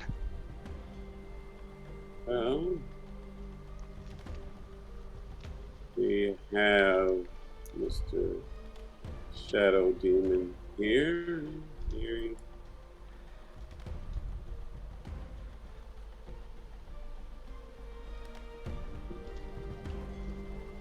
Oh no, he's not. Well, it's a shadow. Any difference? Let's just hit him. Oh, that's why not. Cool. Awesome. Great. Oh no! Oh no! Oh my gosh! Whoa, Oh no, Guthrie! Guthrie, no. He's so angry he's blinded by his rage. And he punches and they all go through the Shadow Demon as it starts to skirt around his punches. Very sad day, Guthrie, but is there anything else you would like to do? No. Just try to absorb all your luck. Okay, that brings us to the Shadow Demon, who you notice seeing Aetherion and his glowing shield kind of screeches at him and turns away from Aetherion and looks at Guthrie going to punch towards him. And the Shadow Demon, very unfortunately, makes 2 attacks with its claws. First one being... Why does he scratch himself? That makes no sense. The first one misses. I mean, unfortunately for him. And the second one misses. He rolled the same damn thing. Okay, and as he goes to swipe, Guthrie picks up on his movements and dodges out of the way. And nothing happens. They just keep swinging at each other. There's just nothing. This brings us to Aetherion. Oh, do I see the imp over there? Yes, you can see him. Guthrie, let's say it looks like he's managing it. Nothing's really happening down there. No one's dying. Yeah, no, Look nothing at the poor bad. little dead imp over there, man. Okay, now you of all people would definitely be happy to see an imp dead, being a paladin. What? What? Other. Oh, I hear the imp flap down. I see Guthrie's, kind of managing that down there. So I'll remember this little dude. Okay. But I can hit him from the corner, right? Yeah. Technically. Just instantly. I'll just attempt to, like, as I run over, I do like a big swing with my shield and try and I imagine it's kind of like floating off the ground a little bit, flapping. So I try and just like smack him to the ground. Yeah, sure. The shield. Okay. You ready these? Hopefully it's not shit. And oh, what? And Okay. I was about to say, if an imp beat you, I think you don't get to have a shield anymore. I mean, he could have dexterity, but Yeah, he could have. He could have. I don't imagine even with the modifier it would be that high. Technically, I mean, Well- the dex with would have his been. roll of a 6, though. Oh yeah, no, yeah, but that roll would have been shit anyway. So yeah, he is now prone, right? Yeah. Yes.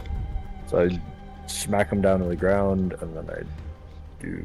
What's my her gun thing going back? And then I will smash him. Smash him. Okay. How do you kill this guy? As soon as I smack him down, he looks up at me and he looks really sad. And Atheron goes, "Die!" They're not demons, or they're devils. They are technically, yes, devils, fiends. But yeah. He looks really sad at him, and Atherion he gives him a face like, "Oh yeah, I'll spare you." And then he looks really angry and he says, "Die, fiend!" And then he just splatters him on the ground. Fake him out. As you do that, you see this black blood splatter everywhere, and then a flame engulfs the imp as it dissipates back to the hells. Anything else? Where was I? is it Like here? right here. Was that just 10 feet? Yeah, give or take. So,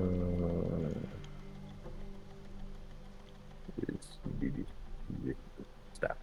How do I get off this? Is it possible I can leap down and hit that thing, or is it too far? So you've moved 20 feet. You have a speed of 30. So you have 10 feet of movement left. This is a 10-foot ledge. If you... Okay, I would potentially let this happen if you roll a acrobatics check for me, Oh god. and then I have a DC in mind that you need to beat to be able to make it over there and hit him. And also, before you roll, if you fail, you will take probably a little bit of bludgeoning damage from not landing the fall. So, Right.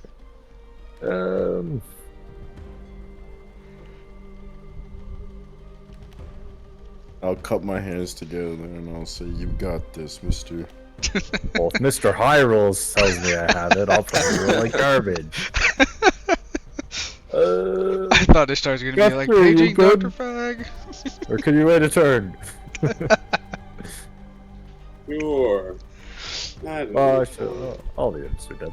Yeah, I have that little hand crossbow. I'll just kind of throw my hammer like down, so like the head kind of like lodges in the ground for a second. So it's like sticking up, like I can just like grab it again. Okay. Like just right at my feet. And then I pull out the little hand crossbow and I'll shoot the demon in the back. If Okay. I can do that. I think I can, right? Yeah, I'll say so. Cause it's a little. Where is it? I think you took it away, remember? And never get back. Oh shoot. Yeah. When I sold them all, it just kind of disappeared. Yeah, so Guthrie's problem is for some reason none of his buttons work. For your problem, none of your stuff stays in your inventory. Yeah, let me find that real quick. I mean, I could throw a javelin, I guess. Yeah, where did that go? That's Huh. Oh, I have all the bolts. Yeah. What the heck? Okay. If you could add it back, that'd be appreciative. But anyway, I'll throw a javelin instead for right now. Okay. But I do want that hand crossbow stuff. Where'd that go?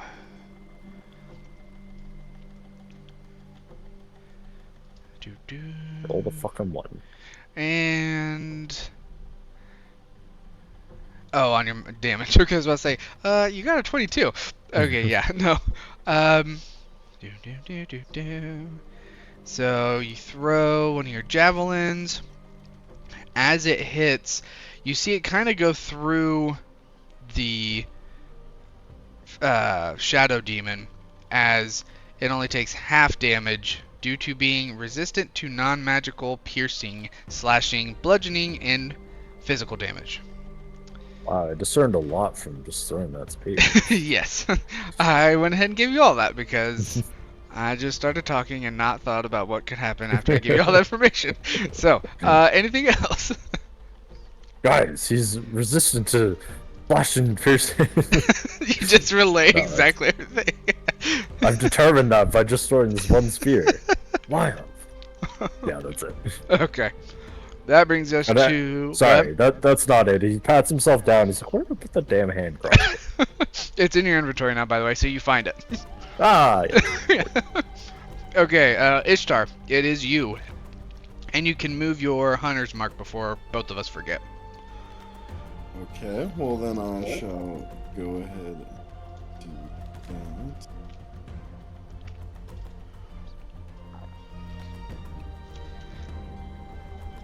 I can recast Dreadful Strikes, or is that just once per Once a turn. turn? Yeah. Once a turn per enemy. Per enemy. Brandon. When you hit a creature, you can deal an extra 1d4 psychic damage to its target, which can take this damage only once per turn. Oh. Oh. Oh my gosh, all the buttons. Max Dreadful Strikes. Right? We're gonna see the. Oh no, the Hunter's Mark is poo. Don't worry. I got another one. Okay. Yeah, jeez. So, let's see all the things that you just did. Hunter's Mark 1, Dreadful Strikes 4, so that's 5, plus 10 from your Face Shadow shot. Okay, 1, 4, 10, boom. Okay, as you take a big shot, you see the arrow hit the Shadow Demon in the wing and clip its wing, kind of almost breaking one of them off. Anything else? What kind of damage does Hunter's Mark do? Or is it just off of the Damage. damage? Yeah. It does damage. It is damage. That's, yeah. It just says Like, extra is it 1d6. oh, so it's an I'm- extension of the weapon's damage. Yes, it'd be piercing. Yeah. And then another one. Oh, Oh. and a nat 1 and you got Yeah. a 10? That's ridiculous. Unfortunately, yeah, it misses. And you see the arrow go through the demon this time and hit the wall behind it, sticking into the rock. Anything else? I guess we don't have mechanics for like critical fails. Yeah, I've gone back and forth with that. It feels so polarizing that I'm not sure of a good way to do it yet. At some point, I may input something, but yeah. I mean, I got cursed for a natural one. That was, well, okay, that was because you were opening a Dragon Cultist locked book, and I said that it had arcane stuff on it, so. A choice is a little different than just Missing a rolling shot. down to hit something. I pull Alright. the string on the bow and I try and let go of the arrow, slot the arrow in the little notch, but I accidentally misplace it and just drop the arrow. Okay. Anything else for you? That'll be it. Okay. Brings us to, whoops, Guthrie. Hooray. Maybe. We'll get this. Oh my god. Oh no. Nothing that one. What's going Well, on? guys, even I don't roll that bad. 15, there you go. Oh god, Yay. big 16. Okay, that's a big hit.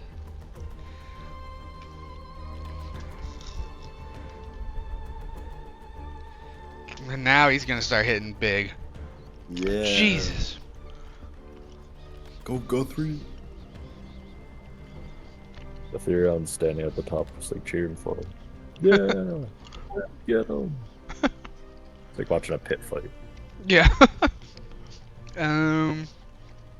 No, Anything else? no, stay there. No, stay there. Okay. Doesn't seem smart to move, despite potential. Gotcha.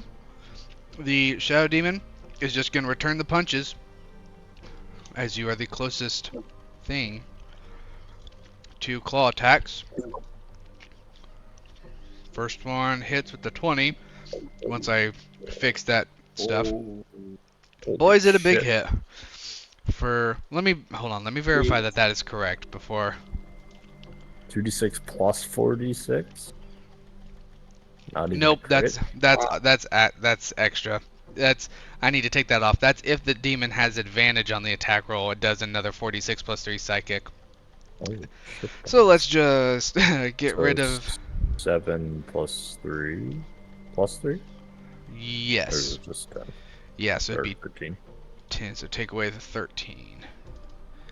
Oops, not from you, from Guthrie. Okay. It has 2 instances of plus 3? Yes, the other plus 3 is for the advantage. So it gets 2 plus 3s, one just for regular hit and one for the advantage on the attack roll. It does another. So it would have only done 10 then. Yeah, it only did 10. Whip. Okay, so that's the first hit. As you feel the scratches, Guthrie, it follows it up with its left hand with another claw attack and misses. Okay, that's all it's gonna do. Bring us to Aetherion. What are you doing? Can I, like, for flavor, I want to leap down, but like I have the movement to move there. Yeah, but yeah. For flavor, can I leap down on it? Yeah, that's fine. All right, so I jump down and smash him on the head. Actually, I might as well attempt to knock him over. I jump down with the shield in front of me and try and almost like land partially on him and knock him down. Okay, and so you said that's either a strength check or contested strength check, or what's the other one? Athletics, acrobatics. Oh, athletics or acrobatics. Okay. Yeah. So you So come strength down. or dex, whatever they prefer. Got it. So you come down to slam on him, and he nat What 20s. the fuck? And as you come down on him, he quickly like hover floats around Guthrie and misses your shield as it slams into the ground, leaving a crater where you hit. In Wow. a rage, I do a big upswing with the hammer. That hits. Nice. Not doing very much damage. So. It's still kind of thrown off my feet a little. Uh-oh. Oh, my screen like freaked out for a second. Whew. Thought everything exploded. That's my paladin. There we go. Let's do that. That's what we wanted. Okay, anything else? Yeah, did shit on the other time. Oh. Okay. So, that brings us to Mr. Ishtar. What are you doing? And the hunter's mark, correct? Yes.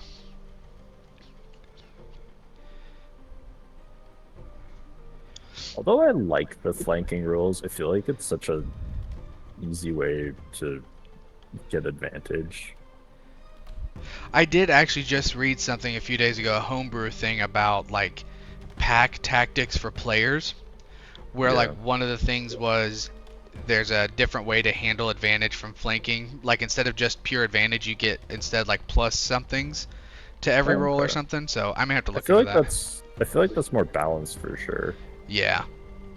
That's how it was done once upon a time in older versions of D&D, and that's how it's done in Pathfinder. Ah, gotcha. Yeah. Back in Guthrie's day. Okay. Yeah, Ishtar. How do you do this? How do you kill the Shadow Demon? I'll shoot out its knees and then it'll stumble back and hit its head on this rock and die. Okay. Okay. And with that, this combat is over as you kill the shadow demon successfully. And I swap over our music. Ishtar likes to go for the knees. Yeah. He goes for the knees and Ethereon goes for the head. If you Okay. can hit it. Oh. Hey man, I hit it. I just don't do much damage. Thank you very much. Okay. Alright. Anything else you guys want to do in Look at my here? shield. Ah! I am a god. Anything, Holy Can I shit. jump that high? I Yeah. guess there's nothing, nothing in this, no body. I'll see if I can find the bolts that I missed with, and then I'll go. Okay. Yep. You can quickly find the bolts and you pick them up. I grabbed my Alright. javelin as well. Yeah. Everybody go through the portal. Woohoo! Not. So wait, does that Is mean there I get anything else my here, is 2 there? arrow, or is it my 1 arrow? Or Is 2 there anything arrows? else here? Walloping? Do an investigation check for me. Yes, your walloping arrows do come back, so I can fix those for you. Okay. Well, yeah. Well, if I get my Investigation bolt back, check yeah, me, you can put or- it back. If you want to do an investigation check, Ishtar, you can. To get your arrows, you already got them back. Oh, okay. I thought you were Yeah. asking me if No, I that had was- to do it. That was for Guthrie to look to see if Oh, there's okay. anything in here. Are arrows typically recoverable? There's people who don't do it that way, and some people who do. Like, some people will make it to where you actually have to go find them and roll and all that jazz. Some people say you lose them. I don't care that much. Same with the magic ones, though. Yeah, for the most part. Now, if it was some intensely magic that you threw, then okay, yeah, it may go away. Arrows of slaying, huh? Yeah, I was gonna say, like, because you essentially now have infinite arrows of knocking shit prone, so all your attacks just knock shit prone. Which is why For the time being. because that's kind of crazy. Maybe for special orders like that, they break upon impact. Because I have to take a whole bonus action to try and knock something prone. But if he could do it with every attack, yeah. This is true. This is true. So that rule may get revoked. So be on your toes. Unless I can just do it with every attack too, then you know. Yeah, but you already have such a high AC. I don't know if I want to give you any extra bonuses like that. Well, that's what I mean. It feels Yeah. kind of shitty for me Yeah. to have to do that. Roll. Yeah. Whoa, why is the lighting so weird? Where are we at? 13 for investigation. Yeah, Guthrie, it feels like just a very natural cavern that has nothing in here. It doesn't seem like any people have been in here, actually.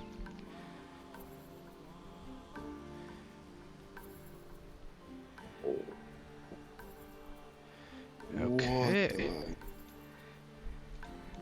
Now we go to the next scene.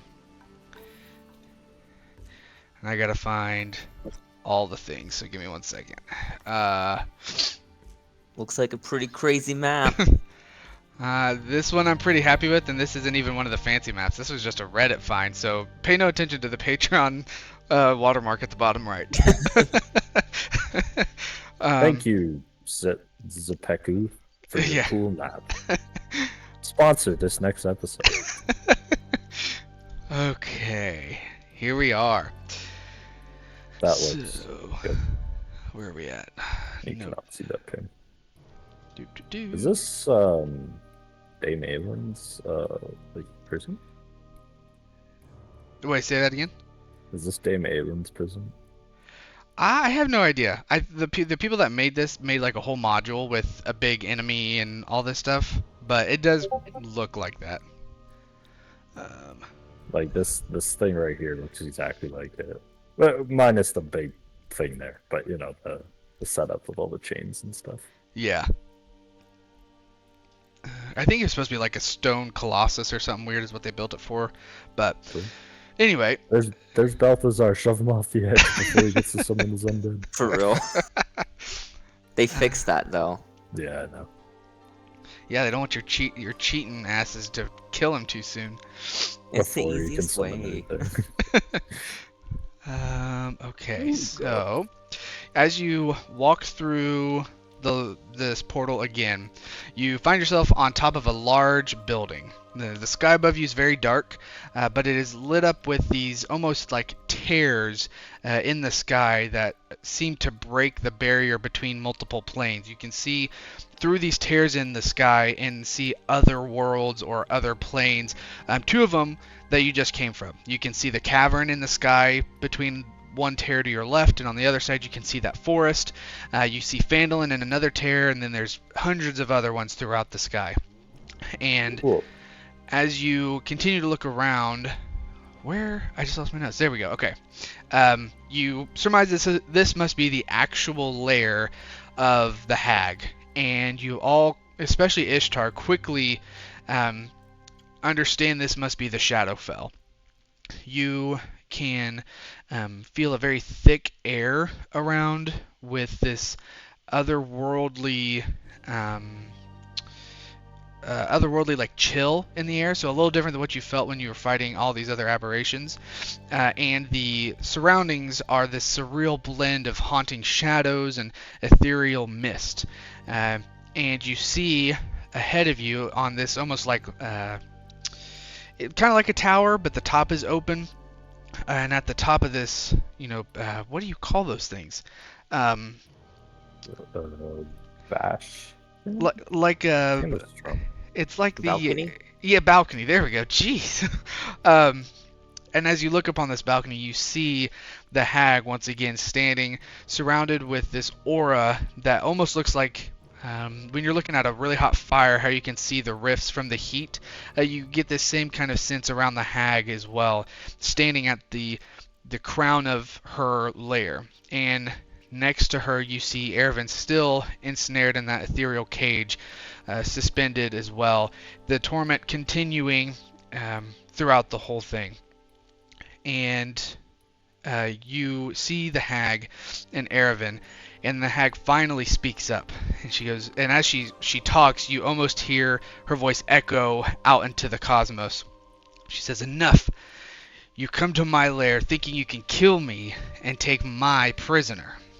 It's time to end this and add your souls to my collection."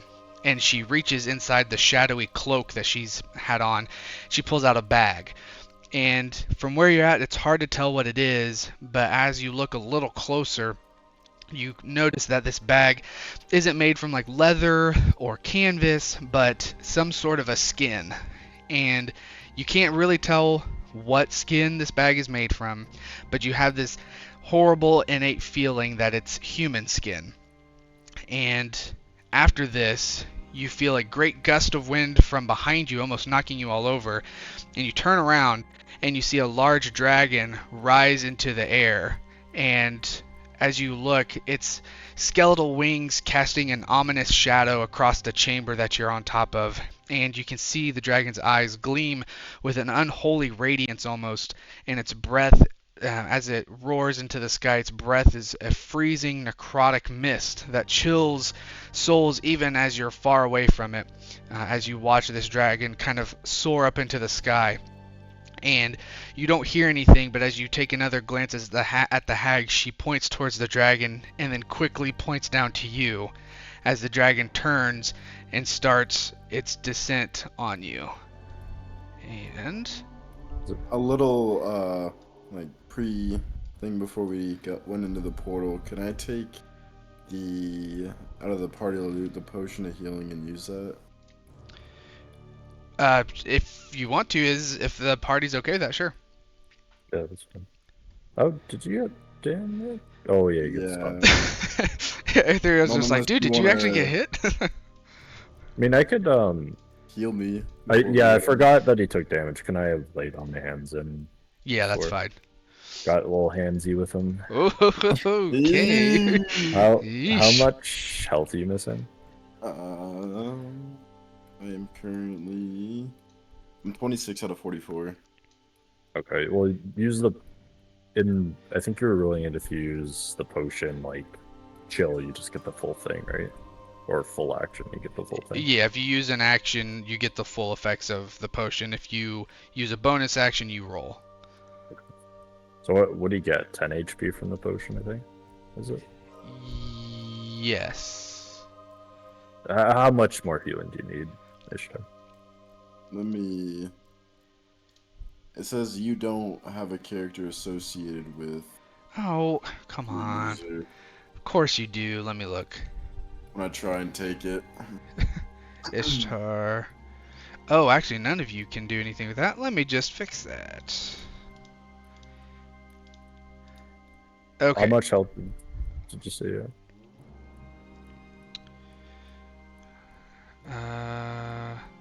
Ishtar is at 26 currently out of 44. 26, 36, 44. So he needs 8 more healing then, if he gets the full. So Yes. yeah, so I'll just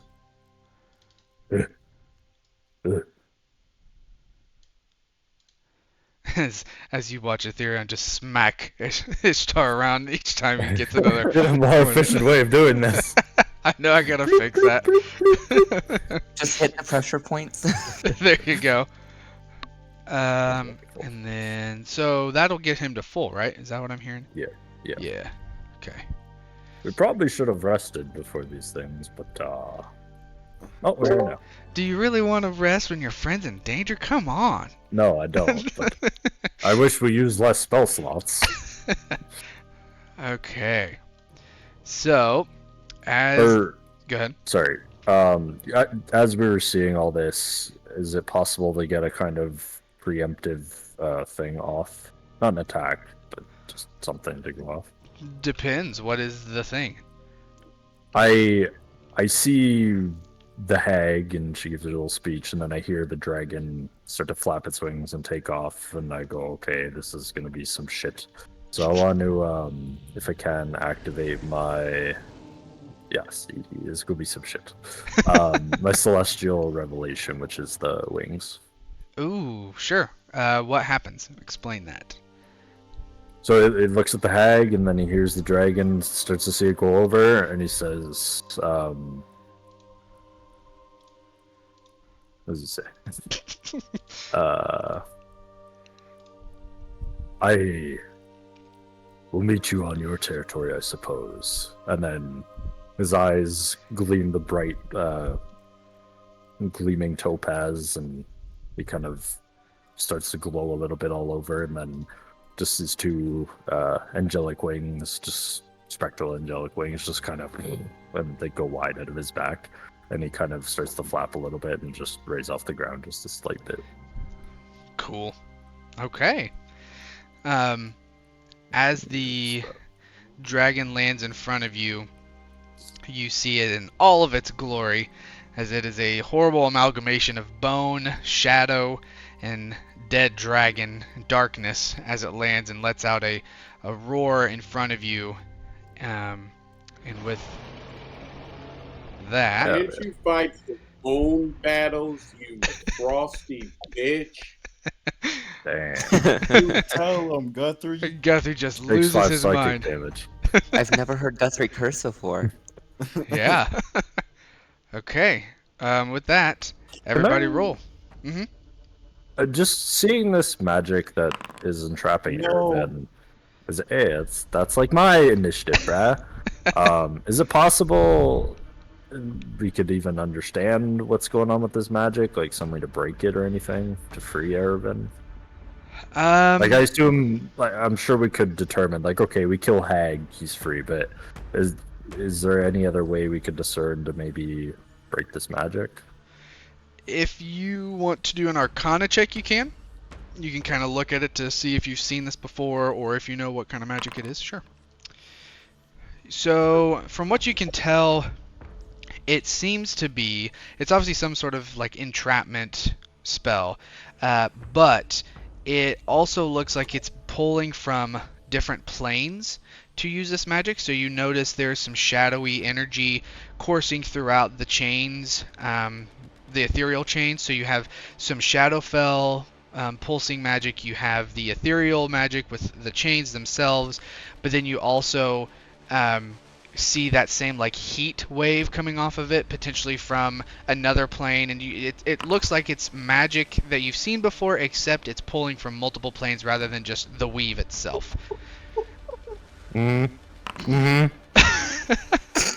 Oh gosh. Continue. Oh boy. Even worse than me. This could be bad. Austin, I Let's need to have a chat with you about this initiative thing. see. Okay, let's see what are you going up against? And It's oh, Wow. I was hoping it would Better get than us one. for sure. What It's- did you get, Ishtar? Oh, you got garbage too. Great. it's a pretty low overall initiative, but yeah, that's gonna be a fun battle. So Does she have an initiative? Wait, you guys have bardic inspiration still. I can't use it on that. I thought you could add it to initiative. Nope. Well, never mind then. It's ability checks and attacks, I think. And saves, maybe. Well,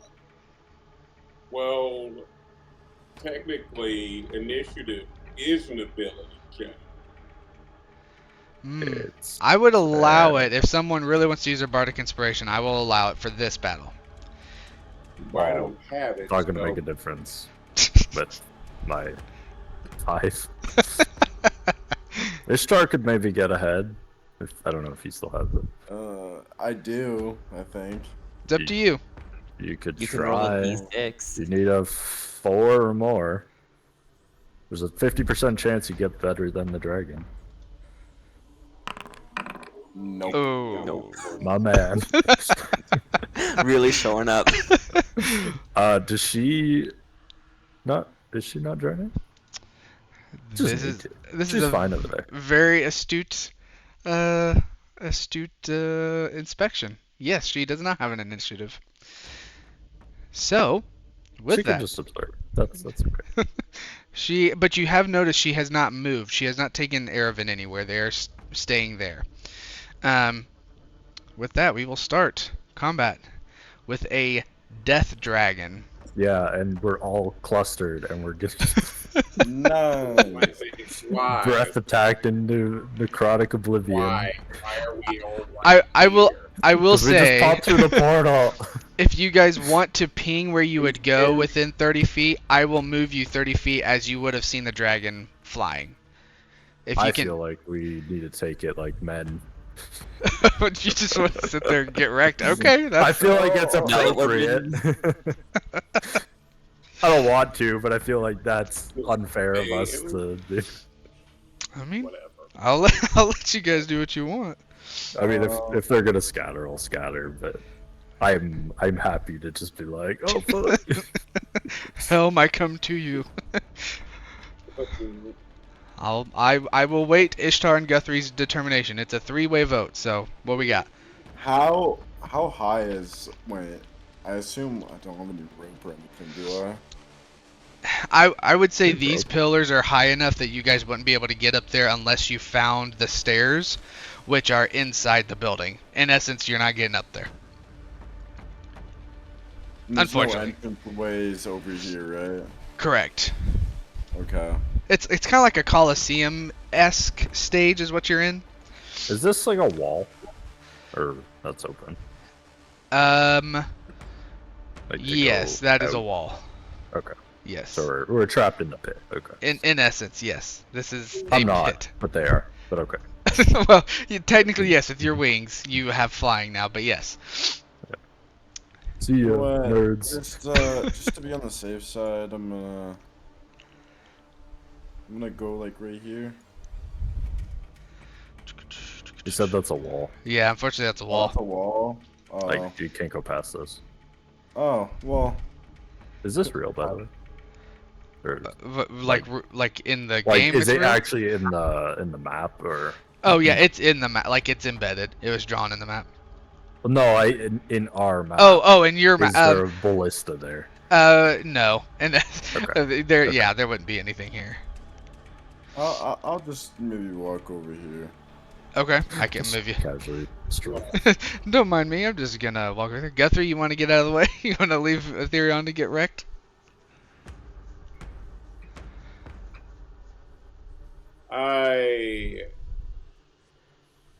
I'm just going to stay there. I don't know how I'm going to handle this yet. So Brothers in arms. Look at that. Okay. So with that, first up is the dragon. This bad boy What's he gonna do? Do do do do do do. He will. We know what he's gonna do. Oh, no. He's gonna move up here. Oh, I didn't even think about this. What's his reach? How does this work? Oh, that'll be fine. He's just gonna kind of be looming over you for a second. Slobbering all over you guys. As he walks over to you Mm.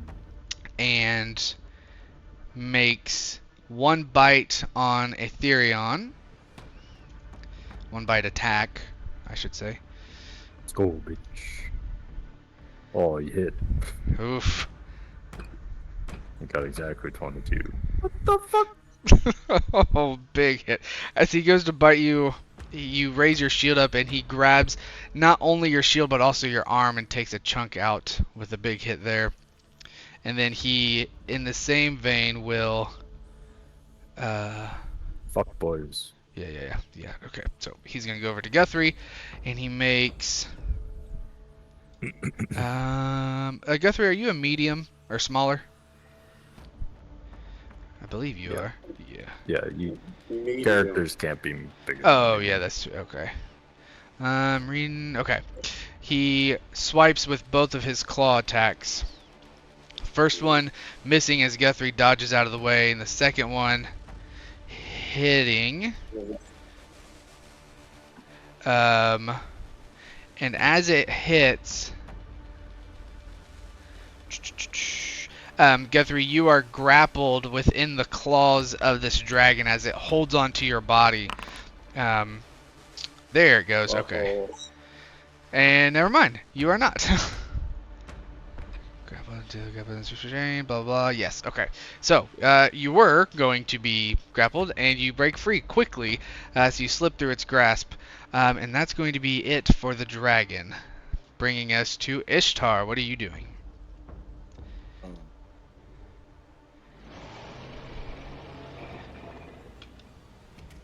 I shall move my Zephyr Strike. Or sorry, my Hunter's Mark.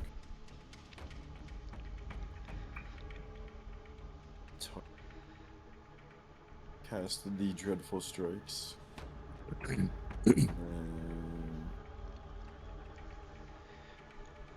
this. So much things. Okay, hold on. Let me look.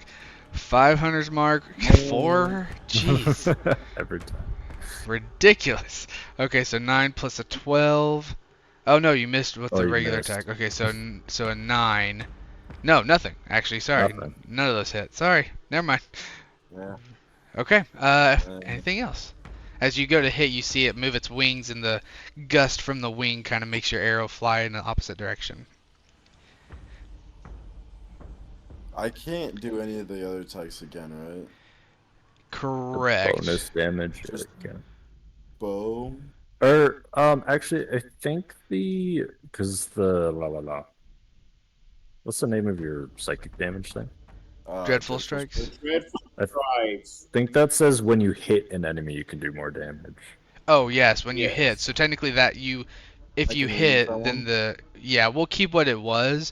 In essence, it was for this turn. If you hit, it's going to do an extra 4 damage. When you hit a creature, you can do an extra 1d4. Almost sure. It's not like a casted thing. It just happens when you hit. I'm almost sure Hunter's Mark also is on the first hit. When you deal. I think it's when you until deal spell damage, ends, you right? deal an extra 1d6 damage to the target whenever you hit it with a weapon attack. Oh yeah. Oh, so both of them. Okay, so there you go. Okay, so you missed the first shot. As you hit the second one for 11 damage, we'll add another 9 to that as it pierces the dragon's tail. And you hear it let out a brief roar from the pain inflicted from the arrow. Anything else? Yeah, I'll go ahead and use. Oh wait, I can't. You used your bonus. Yeah, I can't. Okay, well, I guess I'll end.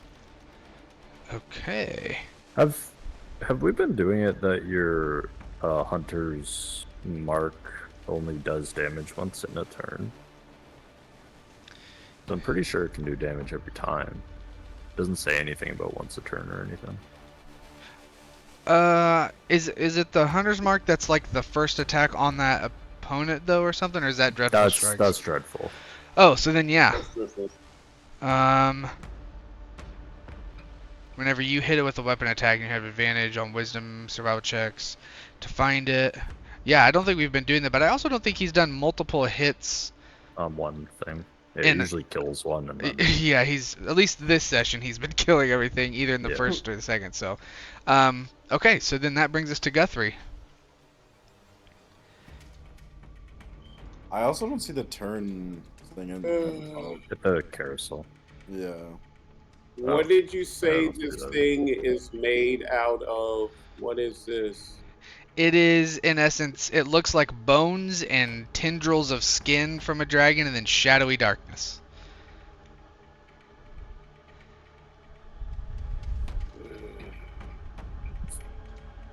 Or Guthrie's exhaustion.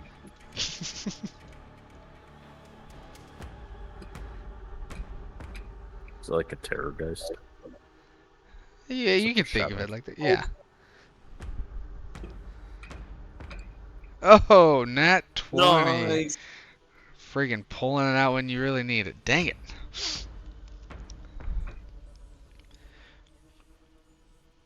Damn, Guthrie, why are you always killing Austin's cool monsters? Holy fuck. Jeez. That's a good hit. That's literally a Haragon punching a effing dragon. Just want to throw that out there. He wants to save his friend. Okay. Break his teeth. Big hit by Guthrie. And let's see. Hold on, because Let me just find some more damage that should have happened that didn't happen. well, let's see. Interestingly, that pushes it 5 feet away. Technically, That's true, because your runes. Bonk. We'll say that's 5. Like his token is bigger than his actual squares are. So So does that allow me to move? yep, yeah, he can't hit you. Well, hold on. Before I say that, let me double check. It would be within 15 Tech- feet currently. Technically, oh yeah, nope, you're good. Yeah, 'Cause 5 this feet is back. 10 feet. That's his. If his range is 10 feet, that's 10 feet there. Yeah, so you should Yeah, be good to it's like- move.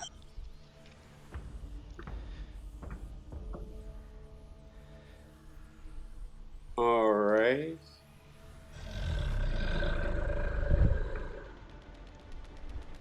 Shut the hell up. All right. It's in him.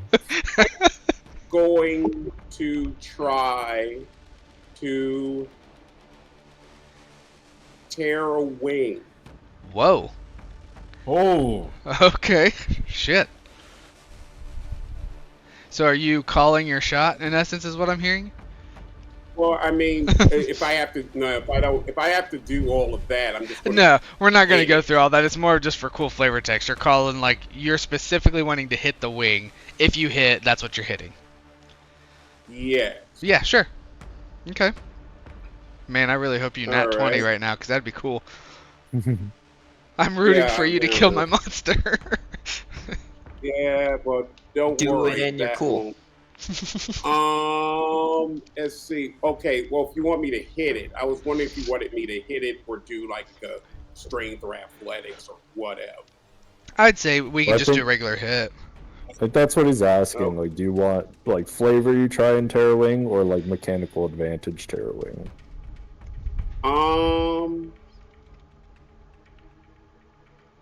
I kind of want to actually, like tear it. So Okay. it's called shotgun. Let's see here. Because, I mean, really, the called shot is just, it's like, what, It's a like- -5 or something stupid? It's you usually set like a higher AC for them to hit, and then depending on what it is. Like if he's basically taking away its ability to fly, I imagine it's a pretty high AC that you would set, but it's Well, I mean, I guess. Well, maybe I should ask this: how is the wing strong? Is it possible to do? If this were a regular dragon, this would be insane to do. But this isn't a regular dragon. It's a bone and sinew dragon. This is true. This is true. Otherwise, I'm just going to hit the damn dragon. I would say it is doable. I think to make it doable, because I mean, it's a really good point. Like you're fighting against a barely put together dragon. So the one that I'm looking at for called shots, it says that the player makes the attack is at disadvantage.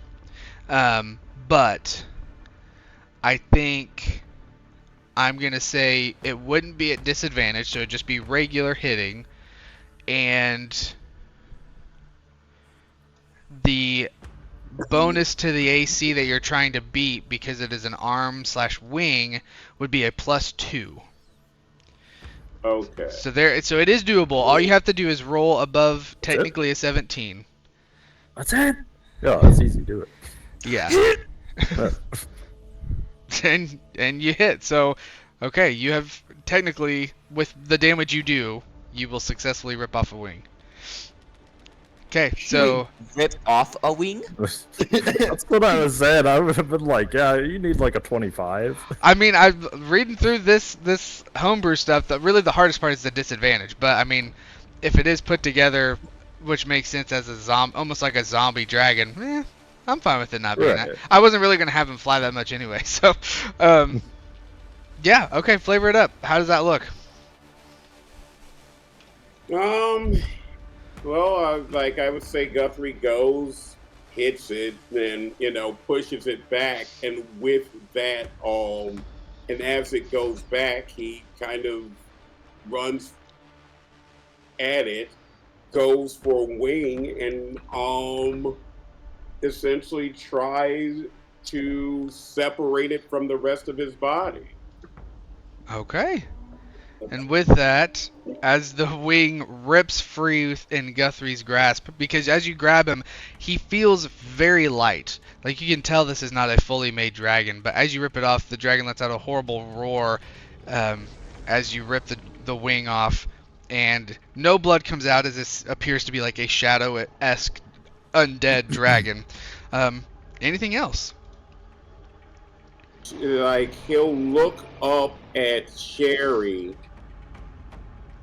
glare up at Sherry, roll the wing down, and hit it again, and miss, because that all sounded really good. Yep. You go to hit where the wing was and forget that you ripped the wing off in your rage, so you just swipe through. Okay. Anything else? I hope not, because that was ridiculous. Nope. Okay. Other side there, sir. Let's see who. Hey, Therion, what you doing? Well, I see him running up underneath, so I'll just smack him in the head because he's right there. I will. Yeah, I'll shield bash him, I guess. Try and I was about to say do a jump. Okay, you're gonna What's up? try to. You're gonna. Okay, no, I just wanted to make sure. So you are going to shield bash a dragon. Okay. Yeah, I mean it's still a athletics contest or. This is true. This is X or true. whatever. Okay. I still win. I got +10. Yeah. I mean, I'm okay. sure he's beefy, but. Okay. Yeah, I kind of just do like a little jump up in the air, try and like bring the shield down on the dragon's head, kind of like smack it to the floor. Okay. Cool. Go ahead. Oh, this could be a big one. This could be a big one. Oh, and he nat 20'd. So it doesn't work. The dragon has a 20 strength base, by the way, just FYI. That's why I double checked. Yeah, But got okay. 18. What happens if we tie? So since the dragon nat 20'd, I'm gonna give it to the dragon. Bruh. I'm sorry, Bruh. but it's the dice. You did nat 20. You did. You rolled a 15. Okay, well, can I potentially invoke my shield advantage thing? Oh, what are you talking about again? Like the advantage to the shove, essentially. Oh, yeah, the one thing majigger. Yeah, sure. Go ahead and make another roll. That's pretty fucking tough, but damn it. No. For a second, I saw his, and I thought you nat 20. Bro, if I not 20, it would have got a 30. Yeah, that would have been intense. Not only did this dragon get its wing ripped off, but it also got bashed in the head by a shield. Yeah, so unfortunately it goes right through him. What else would you like to do? Does nothing go right, man? Sorry. And he just lifts up his hammer and he just Aw. I guess. I guess Summon the wrath of Thor's lightning. There you go. I used my bonus action, so I can't do that anymore. Could be worse. You could be poor Erevan, who's just been trapped in a jail cell this whole time, being tormented and ripped apart. I guess I kind of fly over his head, Okay. and as I go over him, I do like an underswing and smack him as I go by. Oh, okay. That hits. Okay, for a full 15. Big hit. Anything else? Trying to think if it... No, there's no point. I wanted to use the other thing, but it's not really gonna do anything. I guess I'll kind of fly. Yeah, I'll just fly over him and then smack his wing on my way down. What's up? Does that include the bonus with the celestial revelation? Oh no, that's I was about to say it plus probably D3. does not. So okay, so in you D3 roll radiant, or sorry, not D3, just +3 radiant. +3. Okay, I will add that. Okay. And radiant? Yeah, that's weird because it is classified as an undead monster, but it doesn't show that as a vulnerability for some reason. Did I forget to add that? I mean, no, I would agree. It definitely gets the vulnerability, so it's gonna be doubled. But Okay. I don't know So why that's- this wouldn't be there. Huh? So then 6. 6. Yeah. Okay. Yep. And I think that one is only once a turn. Let me just double check it. Thank you, go through for a minute. You know, D&D's not supposed to be the DM versus the players, but boy does it sound like you guys are really trying to just do whatever you can. Extra 3 radiant. You're fighting a dragon. Target when you're doing bonus.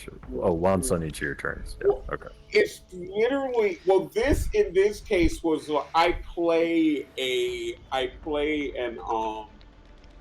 ASMR, whatever in a different game, and so it was like literally something I have to remember. It's just like, oh, I'm remembering it now. Okay, good. There's so many features being a paladin and an ASMR. Yeah, it's pretty crazy. That hits. Ugh, fucking. Oh. Ugh! I mean, the other damage roll is. The other damage roll is an 8, so fair enough. Yeah. Yeah. So, Big hit as you come across. And then that one, there's no extra radiant. Correct. Yeah. Okay. Anything else? And then I guess where did it start? Was there?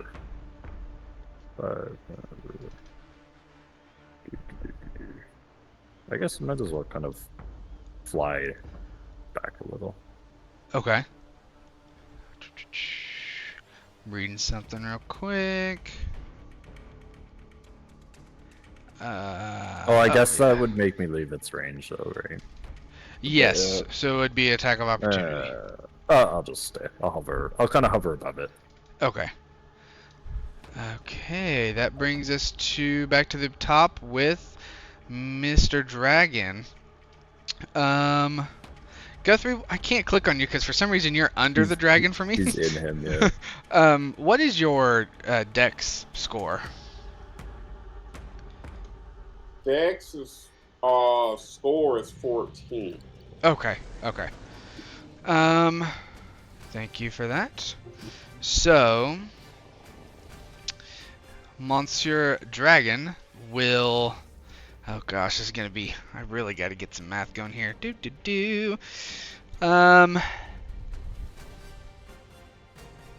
Yeah, yep, okay. So the dragon is going to move this way, which, yes, Aetherion and Guthrie, you both can get your attacks of opportunity as he kind of goes this way. Let me check something before I commit to that.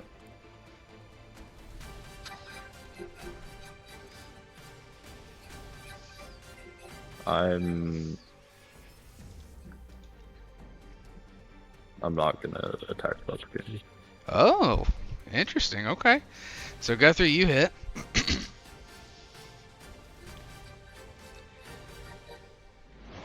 Oh, there's the turn Yeah, order now thing just popped up. now the turn thing finally. Weird, okay. So 13 damage as the dragon moves out of the way. And the dragon will look at both of you, and you see its mouth open as what, how did I describe it before? Oh my gosh, come on. Shadowy smoke shit. Yeah. What did blah, blah, blah. Oh, there it is. This like blue, very like almost icy but black necrotic mist starts to pour out of its mouth, and it's going to take its breath action, cataclysmic breath. Oh, that sounds fine. And I don't know how this is gonna work. I don't think that would happen. Oh no, you're totem though, so maybe. There Oh, we that's a 30-feet cone. It technically hits you. I checked, but why is it not showing up? Yeah, he's 25 feet. Hold on. Yippee! I Come know on. it was coming. There it is. What? That is weird. That's the weirdest template. Why is that not working? Dang it, because it's gonna make me roll manually for all this crap because it's picking up a wall. Okay, well, it's gonna hit all three of you. I'm gonna place it right here. Don't look at the damage because that's not true yet. I need all three of you to make a dexterity saving throw, please. I don't know if it's applying, but Guthrie should also have a +4 to his. Yes. Because he is within 10 feet of All you. right. Okay. Well, okay. It says private, so I'll just leave it there. So, okay, let's see. Guthrie rolled a 13-4, so that's a 17. So, Or did, Guth. oh, never mind. Let's see. So Guthrie, you actually save, so you take half. Did I undo that already? Nope. Undo. Okay, so you take half of that. There we go. Oh, no. There we go. Okay. Aetherion, you fail, so you take full... Incorrect, sir. Nope, I lied. Wait a second. Why? Hold on. So you rolled a 9. What is your what do you get for your addition to it? +5. +5. So I did get a 9, but I do only take half. +5. Okay. Because that would put you at a 14. No, I got a 9. That's my total. Oh, okay. But I only take half. Oh. Wait, why is that? Oh, is it because it's I'm resistant to necrotic. necrotic? Yep. Okay. Whew. I kept looking at the math and I was like, it's not working. That is, you did not pass the check. But okay, I see it now. Okay. So I was hoping to also use Shield Master Evasion, but I have to pass to do that. Oh, gotcha. Okay, so that's for you two, and then Ishtar, you failed, so you will take full damage, unless for some stupid reason you're resistant to this as well. Nope. Okay. Okay, so you take the full 38. Oh my god. As he lights Good you. thing we healed you. 88. And And that roll. is. Seems Let's like average. see. Nobody died. Did I Yeah, get healed? part of you're. that? I think I have the full currently. Yeah. Okay, so you're lucky nobody died too, because if you go, you don't even get to roll death saves. If you go to 0, you're dead. And then you become a zombie. Oh my god. Ishtar, bruh. Ishtar is almost a zombie. That's it for the dragon, though. Bringing us to Ishtar. What are you gonna do? And could I get healed a little bit, please? Yes. Should be 38. No. 43. Yeah. There we go. So now I should have advantage, right, since I'm higher. Ooh. Oh, come on. Why can't I untarget? So to be able to scale the wall. Oh, you did Misty Step. You Shoot, I Misty Step. forgot. Or wait, actually, instead of doing there, theoretically, could I use this cannon or this like turret thing? It's not really there. Yeah, it's just part of the map. Unfortunately, it's okay. not actually there. Sorry, I should have tried to find a way to delete it. Advantage. I think well, you're not flanking technically. I mean, well, the one thing is you can't be hit by any of the stuff on the ground.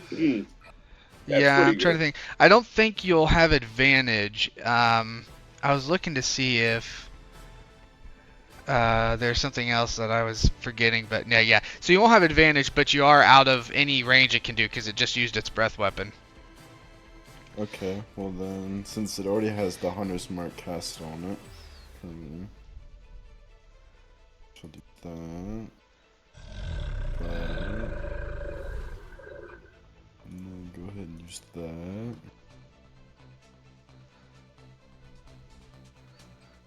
Okay. So nothing. Yeah. So that one missed. And then I hit it again That hits. for 8, and then the added 2, so 10. Okay. Big hit as you see another. Could I possibly re-roll those, or did we just use ones from the original? Oh, the Hunter's Mark and the Dreadful Strikes. Yeah, I'm taking them as whenever you roll them, that's for any of the attacks on your turn. Okay. That's what you get. So, but yeah. Anything else? I forgot you had Misty Step. Damn. Okay. That's counts as a bonus action, correct? Yes, your Misty Step does. Yes. Okay. Well then I shall end my turn. Okay. That brings us to Guthrie. What are you doing? All right. Am I or am I not technically raging right now? You are raging. Okay. So I was like, all right, don't be low. Isn't there?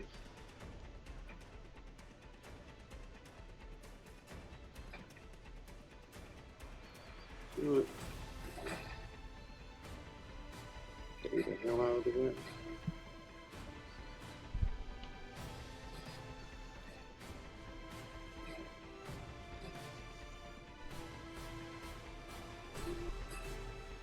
That hits. Sheesh. Oh, I guess you rolled 2 nat ones. Sorry. 11 just still is a big number. That's good. The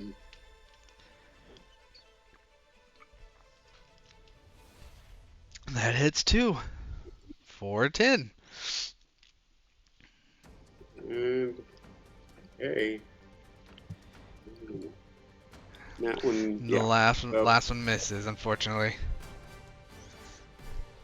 Okay. That brings us to Aetherion. What you doing? I'm gonna bash him. Okay. Right. Again. Going for a bash. Please. So I'll do something cool.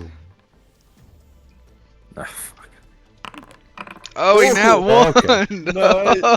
Well, Okay. then maybe tomorrow we can go look for him. So that's a pronage on a dragon, which that feels like those words don't go together. Prone. Okay. I should probably turn to face him. Spin all the way around.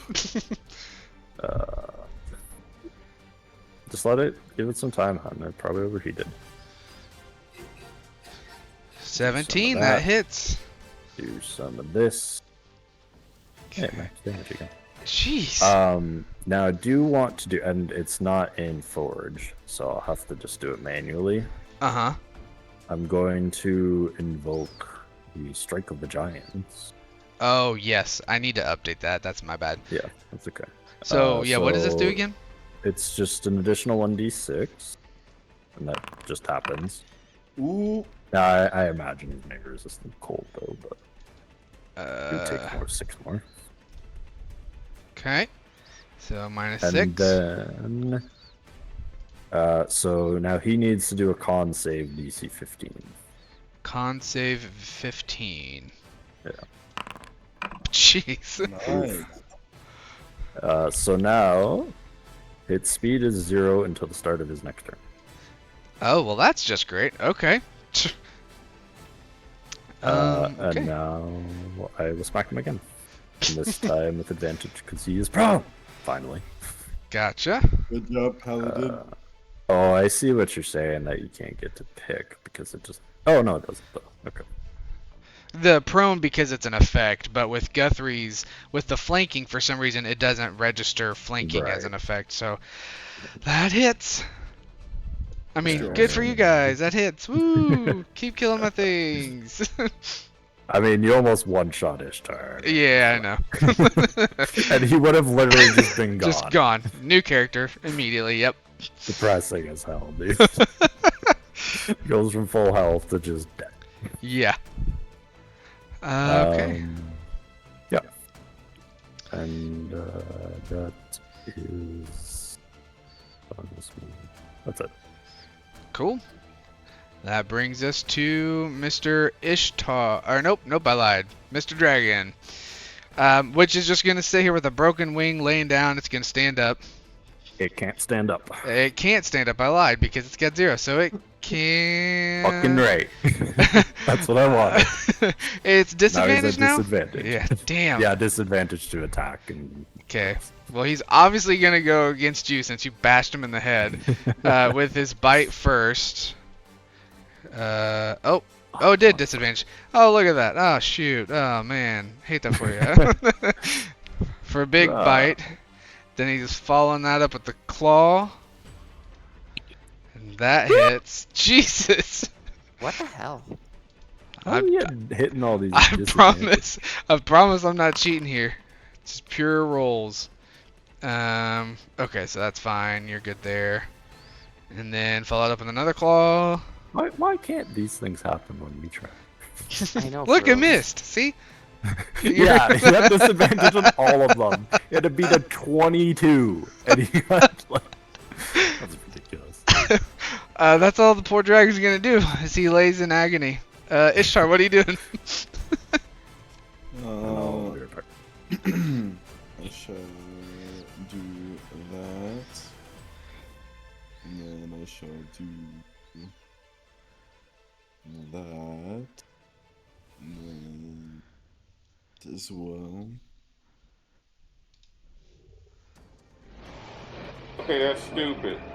Now that's stupid. Now, in Oh. this case, that's really stupid. Yeah, it's doing the disadvantage. He's higher than him Yeah. too, shooting down. Yeah. Yeah, because if it wasn't at disadvantage when he was higher before, it can't possibly be at disadvantage now. Yeah. Doesn't make any sense. Unfortunate, and I would 100% agree and change it. However, you rolled a 5 and a 3. So Oh, yeah, right. your 5 would get you to what? 9, 10, 11, 12, 13, 14? Which unfortunately would still miss. So go ahead and make another shot, and we'll just take the higher of the two numbers rather than the lower of the two numbers. Another move.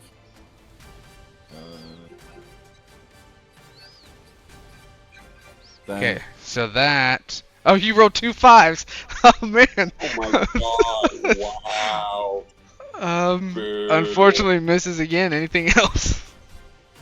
No, I'm just gonna sit here and just out. Contemplate life. Okay, Guthrie.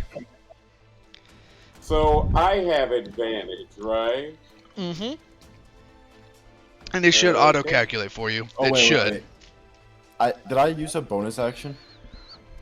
No, you didn't. No. Not on your turn. Could I possibly use that potion of healing in our party? Or did I already use that before? I believe that was used before. I think Ethereum, you were healing on top of the potion, right? Or did you end up just healing him fully? There's a lot of going on at that point. I don't think I remember what happened. Me neither. He drank the potion with his action, and then he had 8 points left at Ethereon healed. And that's what it, okay, so yeah. So that potion is gone. Okay. Oh, yeah. Never mind then. Okay. I shall stay here in Wallow. Okay, Guthrie? Actually, it doesn't make any sense to do anything but hit him. It's like, yeah, I can knock him prone again, but that won't do anything. So, yeah.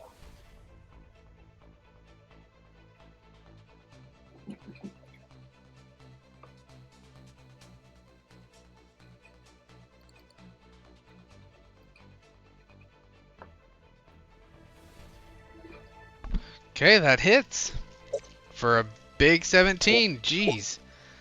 I forgot to add the dragon also would have had an extra 6 radiant damage given to it from my last turn. Oh, okay. Got it. It's another hit. Okay, Guthrie. How do you kill this dragon?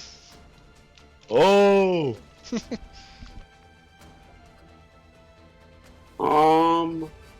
So he's gonna punch in the head, and then with the hold on, I just want to see just for fun.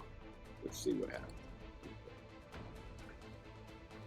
Yeah. Just game. Just do it. Okay, fine. Do it. Fine. All right.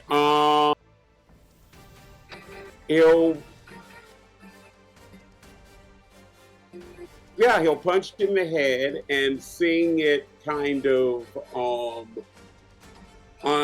its last legs, to sort of so to speak, grab its neck and break it.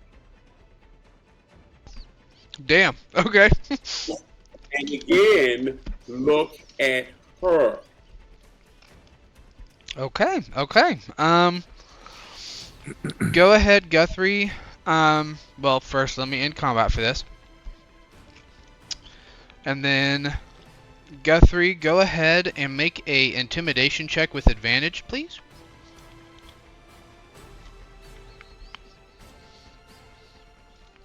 Are we not fighting this bitch? Guess we'll find out. Okay. As you kill the dragon, and you look at the hag, you see for the first time actual worry on her face. And let me see here. Oh, yada yada yada. Okay. At the death of the dragon, the hag kind of goes falls into the shadow again. But Erevan stays where he is. She disappears and then reappears down on your level, and you see the anger across her face, and the dragon slowly kind of disappears and moves away. And she looks at you all, she smiles again, and you see her hands and her body grow as she comes into her true natural form, which is just a more horrific version of what you've seen before. And I fly out and beat the shit out of her. I was gonna say, go ahead and roll initiative again. I'm giving you guys a chance to re-roll your initiatives. Not be garbage. Yeah. Oh, it's gonna be weird. Actually, in the time I guess it takes her to pop down here, would I be able to healing hands myself? You like Yeah, fly over to me, please, too? I'd say sure. What are you at? You're at like 3 or 4 inches. I'm at 8. Oh boy. 3, Oh no, I'm at 6 out of 44. Oh god. Well, then I won't. Okay, I will use 10 HP of my lay on hands on you, so all of it but 1 point. Okay, so that gets him to 16. Yeah. My healing hands, because it's more inconsistent, I'll use it on myself. Let me burn through these. Run over and Smack, smack, smack. basically do CPR on him. And then I'll use this. Oh, let me roll it. You must target a token before attacking. I'm not attacking.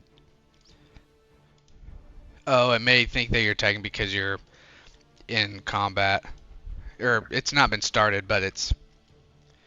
yeah, Just anyway. 6. 6, okay. Okay. So with that... And then could I potentially have gotten like part way to her? Yeah, you can move. I would even say up to your full movement as like a pre... Because whatever. I would have gone to him, and then let's say I don't know if I want to go my full movement. How far away is she? Maybe just yeah. I'll just stay back here. Okay. And then I got to roll initiative. Yep. Let's see, Ethereum, what you got? 13. Not the worst. Okay. And the Worse hag. than the both of them, but not the worst. Well, it's probably the worst. 22. Yeah, it's Jesus. It's always Yeah. the worst. I lost again, Right. boys. Every time. Yeah, fight. Okay. We'll begin this combat. And before we start this, What is that a natural 20? for the hag, Yeah. yeah. Yes, the hell it is. Oh my god. We will hop over to Erevan real quick. So Erevan, as this is going on, once again, same thing. You've been able to watch what's happened, but you haven't been able to interact. Are you wanting to make another kind of, it would be another con save to try to connect with the Shadowfell version of your spirit that's being tortured? Yeah. Okay, go ahead. Alright. Let's see. Wait, is it just a straight con ability check? Yes. Oh, gosh. Same thing, unfortunately, as you go to reach out, there's no connection. And you can now feel the... I'll let you explain it. So what would your Shadowfell spirit be experiencing from this torture mentally? Because you haven't been able to help coax it through to find a way to power through it. It's just sheer helplessness of being shown these illusions, not knowing what's real, what's actually happening. I don't know, just like deep psychological torture, pain. Seeing these illusions of his family dying, of his friends dying in front of him, of him being trapped here forever, and this torture never ending. Okay. You also, at this time, being in the ethereal plane, this is the first time that you've seen anything else in the same plane, in the same plane as you. And as you look over, you notice so you are floating in essence like next to your body throughout this whole thing so far. But you notice in the same area, another spirit is there. And the spirit is it's a female elf. And as you look a little closer, you realize that it is the spirit of your blood mother, Galendweel. And she makes I guess you could say eye contact with you. You're both spirits, so that's kind of finicky. But anyway, you both see each other, and you both realize at the same time who each other is. And Galendweel speaks first, and you hear all she says is, "My boy, Aelrindel." Jeez, Aelrindel. And she kind of holds her arms out, and she quickly runs over to give you a hug. And as she goes to grab you and you go to embrace her, you both kind of go through each other as you are just spirits in the ethereal plane. So there's no physical touch that you can hold to each other. As you go to hug and you miss, she realizes, that you're both in this ethereal plane. And you can kind of see the upset look on her face. And she looks up at you, and she goes, "I'm so sorry, but I'm so glad to be able to see you again." Did she kill you? And not yet, but I don't think I have much time. And she kind of points over and you see towards one of these other bastion-y thingies over here. You see another one of the same cages with her physical body being suspended in the same way, but this body looks a lot more mutilated than yours, and also very skinny. Obviously has been here for a long time, going through severe torture constantly. Uh, and she looks back at you and she goes, "Unfortunately, being of elven heritage, my soul has been able to feed the hag longer, and so she's been able to use me to keep her alive and to help grow her power. But I can feel myself withering away, and I don't believe I'd be able to return, even if I could." I'm gonna kill that fucking hag. And she, once again, trying to go to like grab your face or something, and it just kind of goes through. She smiles, but it's a sad smile, and she goes, I know you would, but we got to find a way to get you out of here first. You can't do anything in this plane. Um, I don't know what I can do. I've been here too long, and I haven't left this plane of existence. But I do understand what you're going through right now, and you once again see the the pain and the torture evidence on her physical body, and she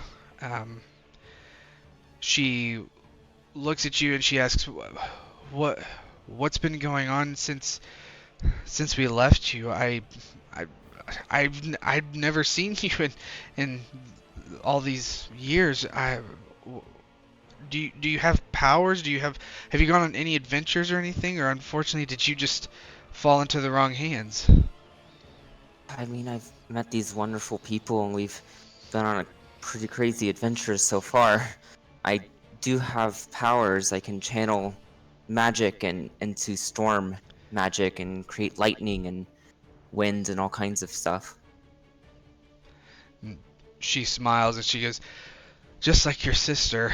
Um, have you met your father yet? I know he was looking for you for the longest time." I have. I met Dad. I haven't found my sister yet. Do you know where she is? And you see kind of a little upset look on Galenwill's face as she tells you that she became one of the hag's prisoners because Lorelia, your sister, sold her to the hag. She mentions that Lorelia, when she became of age and heard of the adoption, she went very bitter and has leaned into the Shar worship, leaning into the powers she was given from Shar at birth. And with that, part of what she had to do was to revoke her previous family and her previous livelihood.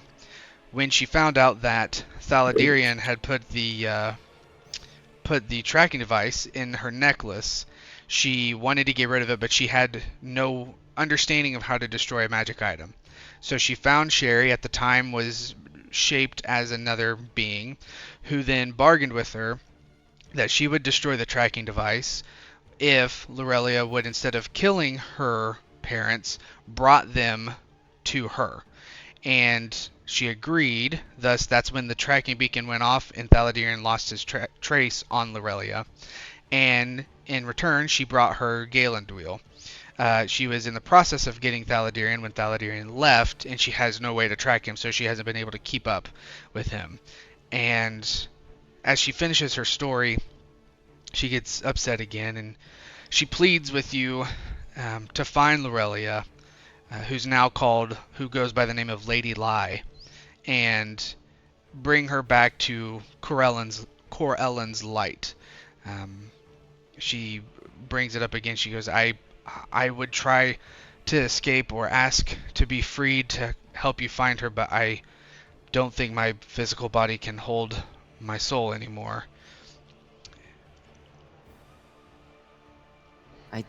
don't know if I can turn to the gods right now. But I'm gonna do everything I can to get out of here and to get to my sister. She nods. And she goes, I know we can't physically be close or hold each other, but if you would have me, I would much enjoy to spend some of these last moments next to you, at least, imagining what it would be like. Of course. Okay. And then we will swap on back to the party as we start the fight. Yeah.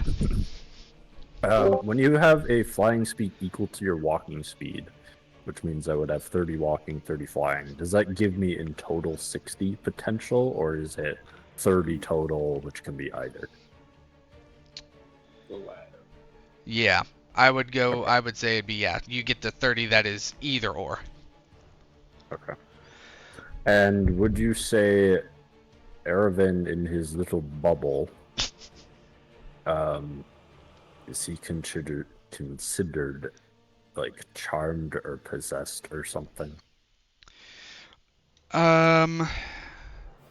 That is a good question.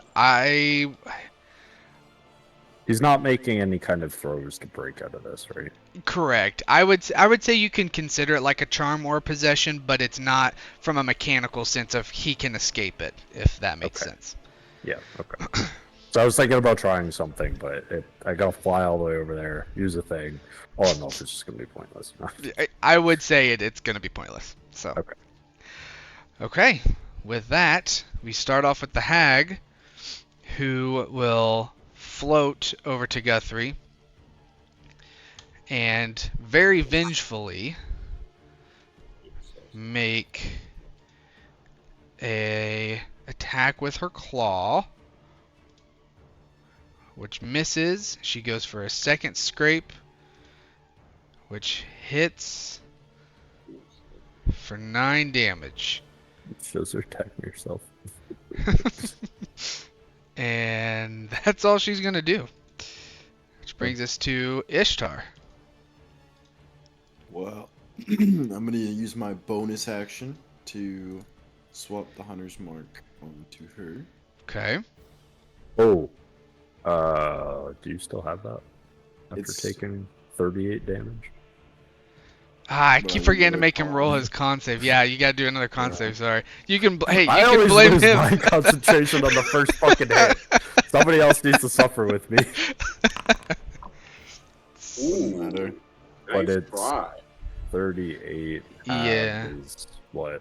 19. 19, Oh, damn, fuck. that was No. close.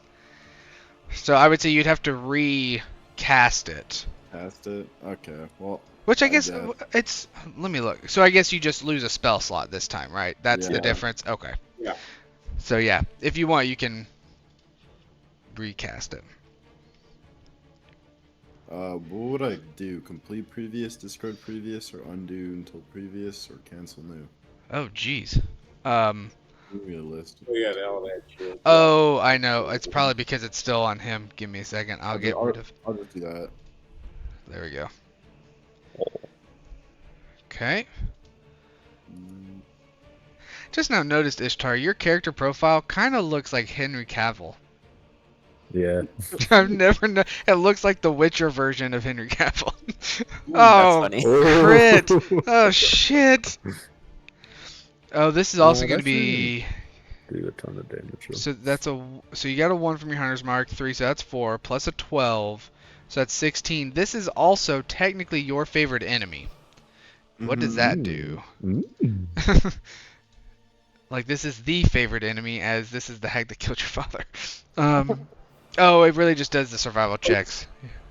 Yeah, so it's like, yes, he's a ranger. It doesn't do a thing. It does. Ah, that's why Rangers. do shit. That is Gotcha. why they... Yes.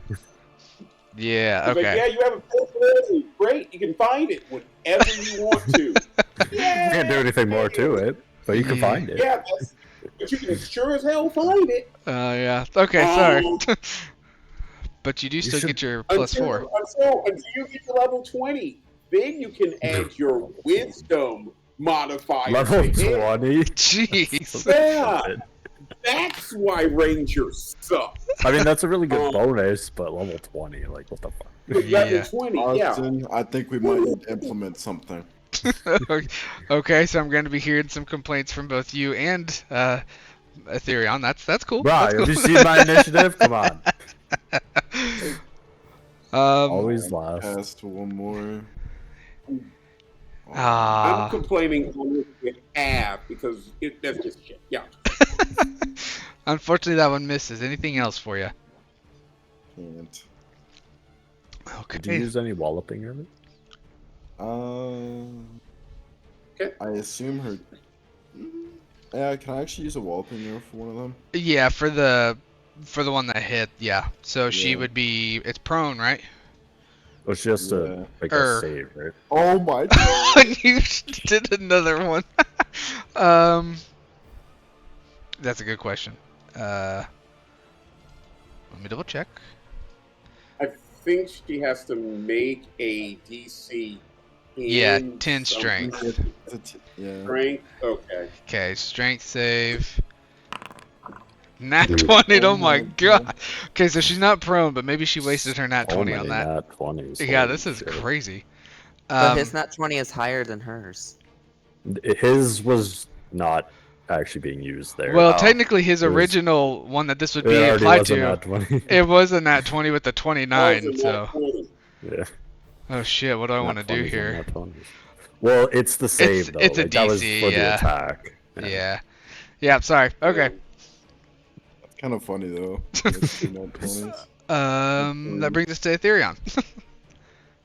It's Guthrie first. No, it's not. Look at it. I know, but you have a Oh, higher your dex dex. than I do. Oh, wait. I don't care. Please go. Okay. Okay. Okay. I don't Ethereon. think so. Flies over in glee and goes, "I'm not last." Yeah, I don't either. Is there still gonna be flanking stuff? Yeah, if you flank the hag, yeah, you'd get an advantage. It's not gonna, it won't automatically do it, so we may have to make you roll twice or something. But yeah. Because that's the thing. Like, again, to make stuff prone is more just for the advantage. But then if we could just do this every time, it's like, well, it's kind of pointless. Well, especially because Well, I prone, mean, they just get up. you up. Yeah. What did you say? Sorry. The No, go ahead. He said. the flanking takes two of you versus prone Yeah. is just one person. But yeah. I wonder if I should do something else with mid. Come on, join the Nat 20 club. I want to try. Yeah. Excuse me. Whoa. Whoa. I'm still gonna Paladins try are it. fun. Paladins are fun when they nat 20. Go ahead. Oh yeah. Well, I got the one on her before in that last fight with her. Yeah. The 58 damage. Let's do Yeah. that Let's, again. let's not do that again. I'm still gonna try and knock her prone. Okay. That Do works. the shield bash. Yeah. Okay. Yeah. Oh. Alright. Oh, Are Nat you 20. kidding? I still win. I still win. You do. It's a contested. Ow! Not 20 doesn't mean they win. It's just the best you but can roll. still. Yeah, I know. Yeah. I didn't save you this time, Sugar. I promise I'm not cheating. Okay, prone. And I will then schmack. Okay. I will Ooh. say probably. Okay, this is a question. I may or may not implement it. You are flanking. This is a prone creature. I feel like you can't get any more success. Like you have to just auto success on a hit, right? Like that's two advantages. That's advantage from flanking, advantage from prone. I'd Critical love, hit. I'd love to Automatic. agree, but I feel like that's busted. Yeah, there are a number of ways I could answer that, and like for me as a player, it's like yeah, sure, auto hit, yeah, great. I have to agree that is kind of OP. yeah, that is busted. I mean, yeah. Oh, yeah. but there is another like I don't know. Well, I guess you can call it a homebrew rule where there is like triple advantage, Oh but my god. Jeez. yeah. I mean, if you want to double advantage it, I don't know. Let's see if anybody Technically, it fails. doesn't stack, but Yeah. So yeah, you hit that one. I'm gonna do the Strike of the Giants again. Nice. Garbage damage. Okay. But DC 15 con save. DC 15 con. Don't get a nat 20. Oh. Yeah! So what's that now? 0 movement speed? 0 movement. Jesus. Let's go. This thing's just getting Oh, destroyed. and 3, or I don't know if 6 radiant damage. Oh, yes, another. Okay. When I hit her with that, do I see if like, oh, that's working really well? For the what? Radiant. The Oh, radiant. I went for full 6. I just went ahead and did it. Yeah. So it does then. Yeah. Okay. And also a question just for setting the scene, I guess. Is she more corporeal here than she was in Phandalin? That's a good question. She would be in her lair. She is more physical. Like she is a. Yeah. This is pretty much put together, fully corporal being. Okay. Yeah. Cool. She had layer actions? I guess not. She would use them. Depends. Oh no. Depends on if I forgot that she was in her lair or not. Usually they're top of the round. Anyway. Yeah, First round. And then I'll smack her again. Oh, cool. Okay, my way. Guthrie's just like twiddling his thumb. Yeah, keep going. That's awesome. 21 hits. I wonder if I money. should just. Big money. I might just smite. Just why not?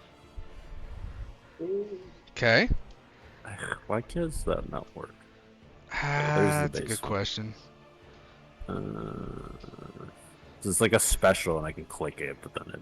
Oh, what if I do it this way? Dude, Oh, here we go. 13, 8. Okay. And oh, fuck. Hold on. hmm. Balls. Keep that 8, I think. Plus 1. Okay. Because it did the extra D8, because, Fiend. Oh, yeah. Gotcha. Okay. But it wasn't worth it. Okay. And then I'm just gonna give myself back a level 1 spell slot, because I used 2 there doing that, Okay. just to fix it. Anything? Yeah.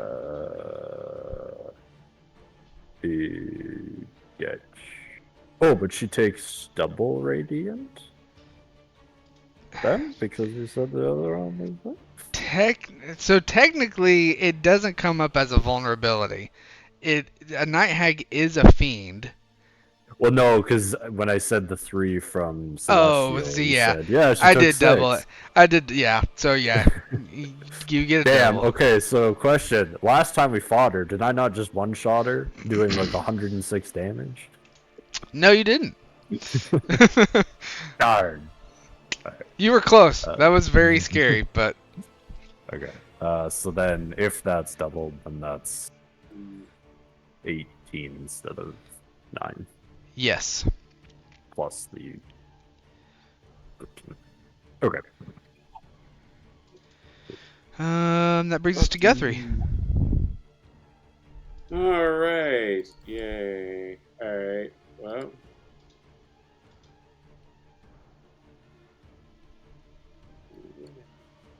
Stop Big on me, money. Guthrie. Just keep stomping. Jeez, big hit. Big money. It's another big hit. But you've got so many modifiers in this shit. Yeah. It's another hit. Okay. Anything else? Yeah. Let me see. What else can I do? Oh, wait, nothing. All right. Okay, bringing us to the hag, who... Before the hag goes, can I try something? Yes, go ahead. I just want to, like, um, look over at my mom and then be like, um, I set on this journey to find you, and I'm so glad I did. But I have to try and help my friends. And I want to try to use my knowledge of the arcane and focus on the prison to see if I can help loosen it or break it or something. Okay. So, excuse me. As you start to kind of focus in on the magic within you, what you know of the magic, and then this prison that your body is in, you channel all the meditation you can and all the focus from the inner magics within you, as well as what you've learned with the bard magic that you have. And your vision goes dark for a second, to where all you can see is the ethereal prison your physical body is in. And you hear a voice kind of from all around you speak in your head. You don't see anything yet, but you hear this voice. Let me look at what I'm looking for. It's just a very deep, masculine voice, kind of coaxing you on to channel your inner power and to focus on this stronghold. And then you see in front of you this vision, this person. You can't tell if it's real or if it's another spirit or something, but you see this being in the ethereal plane with you that is a 12-foot tall human in battered and bloodied plate mail, and his face you can't really see. It's hidden by a giant war helm that he wears. His arms and his legs remain bare, though he does have some gauntlets on, and his arms and legs are crisscrossed by wounds that are oozing with this wine red blood that's like almost smoking. And as he speaks, that deep roaring voice almost echoes throughout, and he goes, "Ervin, the time has come for you to make your choice. Your powers are only a glimpse at what you are capable of." You feel this energy surge throughout you, and you continue to hear this voice. "Become my champion, and you will have access to power beyond your imagination. Your enemies will fear you. Your allies will respect you. No one will deny your rule." And with this, you feel the power within you become unstable almost, and you release your hold on all this focus you have as you let out all the power within you towards your cage. And I need you to make a con save for me. A save or just an ability check? Ability, sorry, not a save. Thank you. Ooh! Nice. And as this energy explodes out of you, can you explain what it feels, looks like, or whatever? Because now the people in the material plane see this happening to your the cage. So on the physical body, you start seeing Erevan, his body's convulsing, and it starts being swarmed by electricity. His eyes are now glowing white as sparkling energy starts erupting around the cage in a massive explosion. And with that, you, as the ethereal part of your spirit, you feel this combination of your spirits in the Feywild and the Shadowfell combined with the ethereal spirit all at once, and you feel yourself being pulled towards your physical body. And as your spirit rushes towards the physical body, you see the chains and the cage around the physical body explode out as you are recombined with your physical body, and you feel the pain rush to you of all the torment, but you feel whole again as you have been put back into your body, and you crumple on your hands and knees as you look around and you see that you're free again, and no one has noticed, but you can see and hear the battle that's happened in the little pit coliseum below you. Trying to make sure I don't miss Over anything. initiative. Yada yada. Okay, that's that. Okay, blah blah blah. Okay, and as you come to after re-entering your body, you don't see that figure anymore, but you hear this voice in your head, the same voice say, "This is just a taste of the power I can continue to bestow upon you. Become my champion, take down the first of the Seldarin, and be rewarded greatly." And then the voice kind of fades away as the rest of the battle in front of you starts to flood your ears as you can hear everything on the material plane. Okay, and then you, my friend, get a quick little surprise round. Oh my god, he's back. All right. So what do they see as the chains break now? So as you return to your body, what do they see? So they see the glowing dissipate and sparkle and the electricity, and as Erevan gets up, he's just he's battered, he's beaten, there are tears streaming down his face, and he's just pissed. And he's going to I'm going to it won't let me do anything. Oh, whoops, sorry, hold on. Give me a second, let me put that in there. I was gonna show the picture that you sent me. Where did Oh, I I see can it? send that. Yeah, because I have it somewhere on here. But yeah, if you wanna show everybody, because obviously our artist has to do awesome artwork. Well, He let's sent see. the one of his like prisoner garb. Yeah, that's pretty sweet. Where? Let's Okay, see. I'm losing. Oh, I don't have it saved on my phone. Hold on, I got it. Oh, okay, cool. I just gotta grab it again. It's right here. Evan, I'm just happy to see you have a mouth on this token. That was the real reason why he did that, because he wanted to give himself a mouth again. A mouth. Not no nose and a little smiley face. Let me just do this. Okay, we're gonna make a quick journal entry. Image, create, edit. Yeah, my bad. Should have had this ready to roll. Save image. Just throw it there for now. Oh, okay, I get it. It's right there. Just freaking pick it up. Jeez. Downloads. There we go.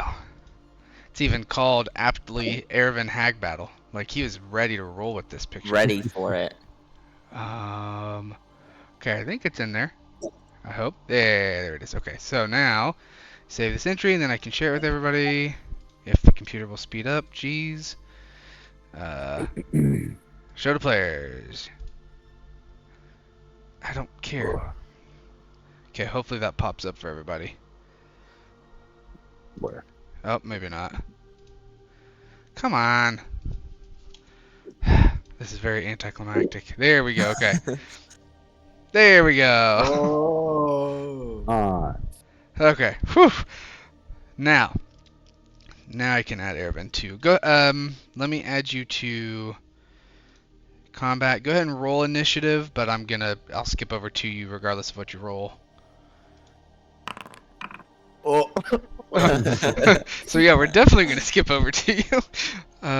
Okay. So what were you gonna do? There we go. Jeez. Okay. I'm going to move here, and then I'm going to use my Tempest magic to float down here. Okay. And then I'm going to use my action to cast Lightning Bolt in a straight line directly at the hag. Okay. And it's, let's see. Is it called Lightning Bolt? It sure is. And it's... Oh, let me target her.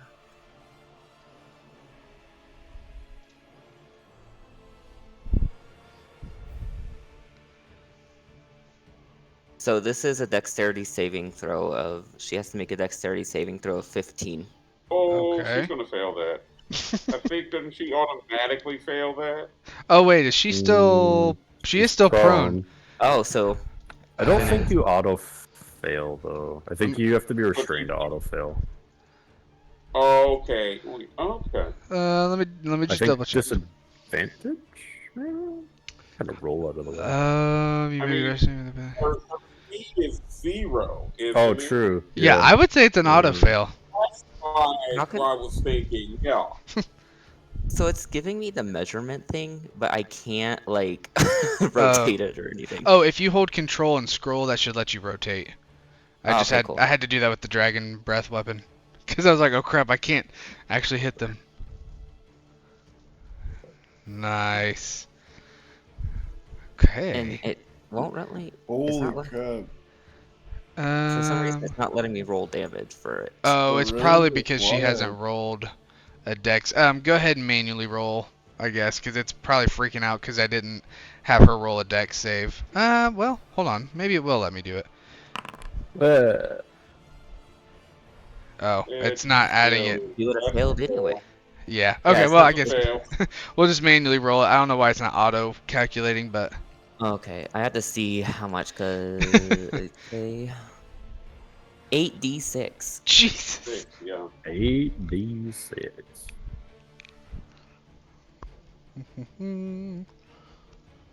Let's see what's gonna happen. 31. Wow, not And bad. he's yeah, he's gonna do that and he's gonna be like, I got you, motherfucker, as he shoots the lightning out. Okay. As you shoot the lightning, you see all of these other spirits, because you have almost like this temporary view into the ethereal plane, as you see all these other spirits kind of coming out of the hag almost and floating around not only your lightning bolt but you and all of the other party members, and you just see all these different faces, and then you see your mother's spirit as she's floating close to you, and then you feel as her spirit kind of infuses itself with you as well, powering this electric bolt. And how do you kill this hag? Well, I guess just with that stream of lightning, it's just gonna rush through her and I have a after. quick question. Yeah. Wasn't I supposed to kill the hag with my bow?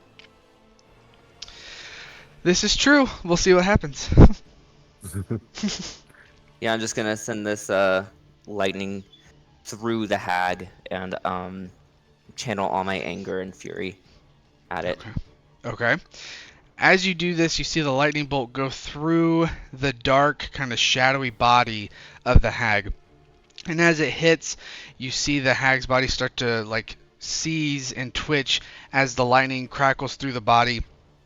And as it starts to tear this hag apart, you see the lightning die away and the physical body of the hag drops. Well, there we go. We can get rid of this now. As the physical body drops, you see the form of the hag still standing there, and everybody can see this as the hag is looking around, and you see just, it's almost like an etherealness of the body, but the hag turns around as she goes and gets ready to swipe at somebody. Ishtar, you see the hag take off towards Erevan, and from your previous hag hunting experience, you see you've seen this before where a hag's last kind of like essence or spirit will stand behind for one last either escape attempt or attack before fully dying. And so this is that like spirit fight piece where Erevan has now collapsed the body, the physical form. There's still a spirit or soul form that can still attack and still stay alive for the time being as kind of a last-ditch effort. And so you knock your arrow quickly, and as you aim for the hag and let loose one, can you make an attack roll for me? In essence, both of you are like doing this at the same time. He's gonna miss. Yep. Don't miss. I can't do an attack roll. I will say this can be one of those times where if you do miss, you can use your one reroll a session, like I mentioned last session. Maybe you can't target her because she's dead. Oh shoot. Yeah. 1 second. We'll give her 1 HP. That way she's back. This is just the soul. Don't freak out. Her body's dead. Okay, now try. Guess I should have left your lightning bolt there because that would have looked a lot cooler to have both of you attacking at the same time. But hindsight's 20/20. Technically, you have 2 shots. Don't screw it up. Mm,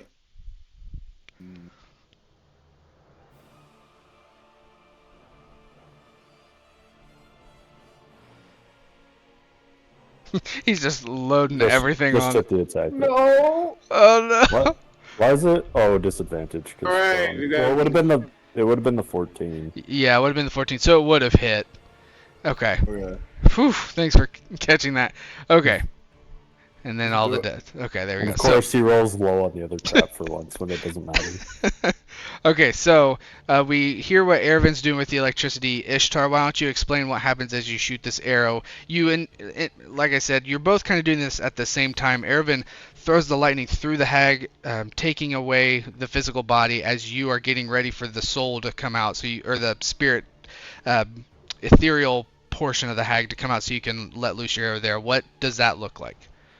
So I'm pulling back my bow, and my dad's like right next to me or whatever, like helping me pull it back. And I'm thinking of all the good memories I had of him, with him, and like I kind of do a little prayer and reminisce, and then I let go of the bow and like kind of let luck guide its way, killing the spirit. Oof. Wow, okay. And with that, all of you see as almost simultaneously the hag's body falls down, and as the physical body falls down and the ethereal portion comes up, you see, without even noticing that Ishtar had an arrow ready, an arrow go through, make contact with the ethereal body, and then the ethereal portion kind of falls down with the body and dissipates into the ground. And with that, we can end combat as you have successfully killed Sherry the hag's body, in essence, physical body, and the spirit. Suspicious. Okay. So there's no more hag. I'm not getting that feeling. If that's the case, I will ask Ishtar, who would be the biggest expert we have here. Where would I go to get down? he's, Up there. he's just Try that. While they're doing this, I want to like immediately run over to my mom's body. okay. How do you get there? I'll say will fly. everybody can do the things to get up and down now. It's magic Can I use stairs my appear. assist? There is a magical barrier blocking the stairs. Right? Yeah, and they've lifted. You've unlocked that portion of the map, so you guys can crawl up and down just like normal. Oh, I love that. That's the coolest animation out of all of them. Yeah. I'm not I gonna lie. like it so much. So yeah. I will pronunciate the hag being dead. And can I do a little specialty thing? Sure. What is said specialty thing? Could I cut off its head? Yes, the physical body is still there, so you can cut off the head. Do you want me to roll anything for that? Nah, you just cut it clean off. It's a dead body. Roll a survival check. See how sloppy of a job you do. Yeah, that could be interesting. I mean, survival. You are a ranger. 15, yeah, that's pretty clean. So, You lob it off. let me get all that off. Okay. It's just alive! Don't worry, still dead.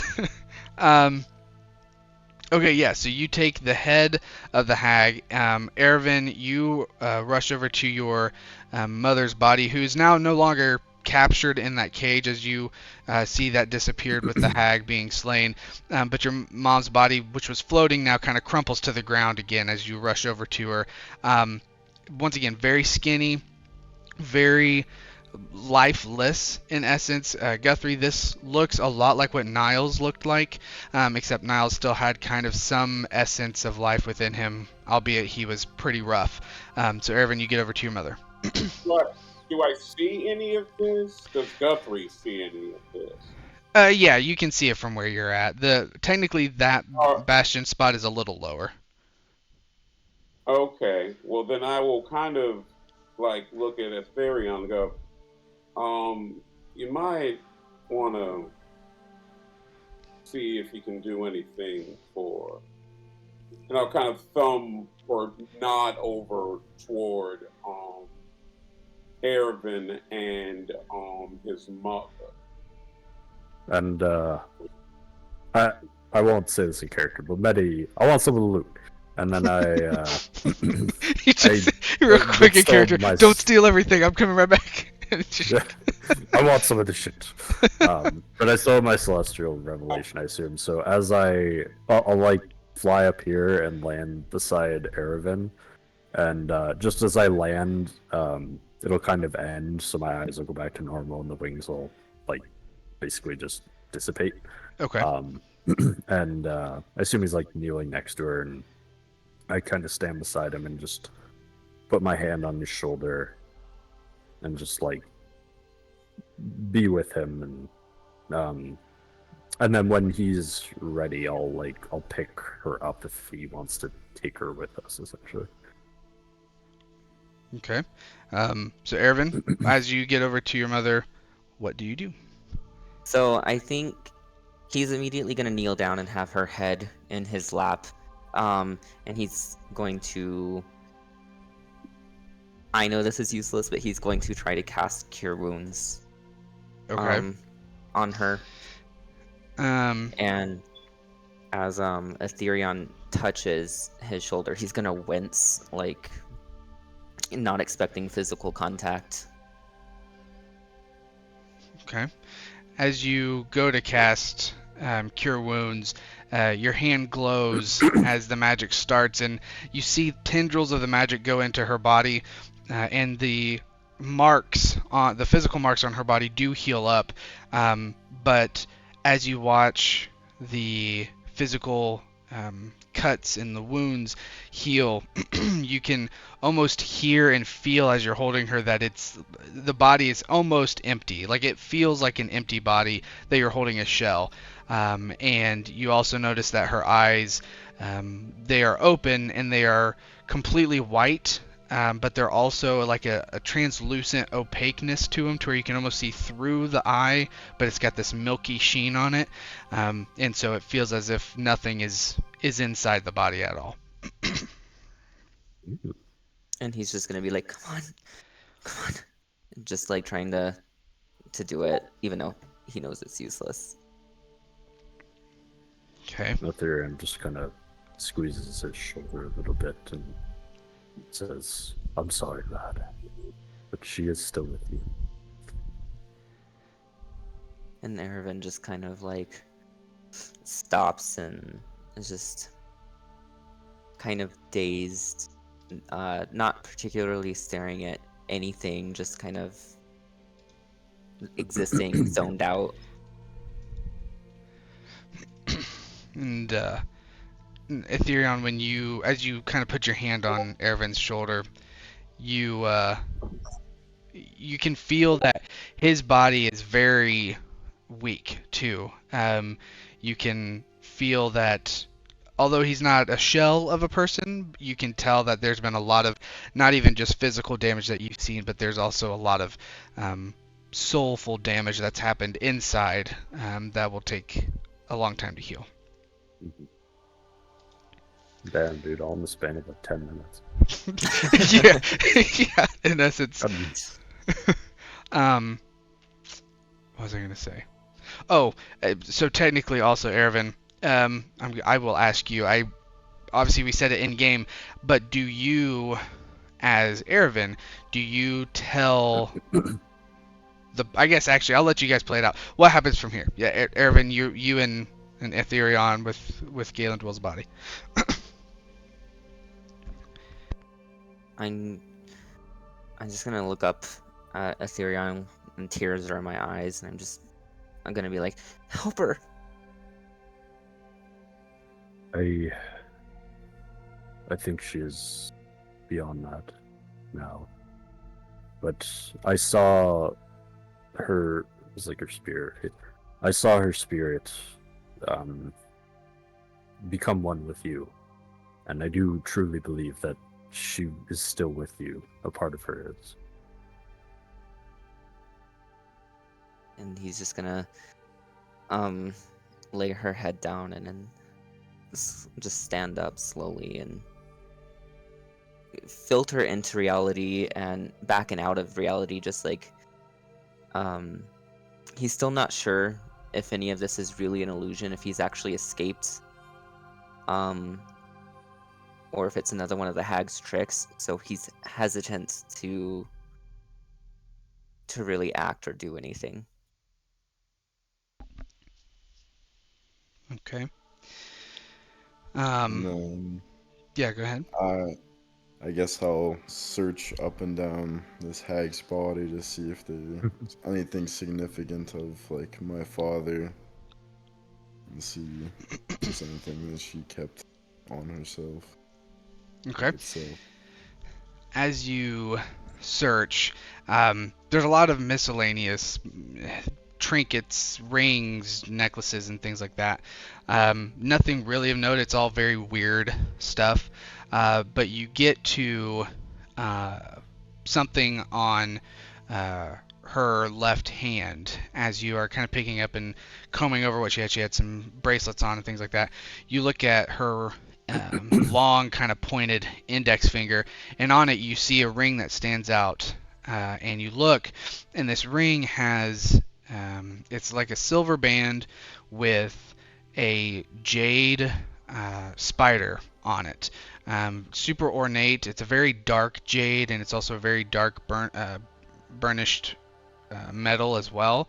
And it's the ring that your father had worn when you were all still in the Underdark in the Drow house that you notice on her finger.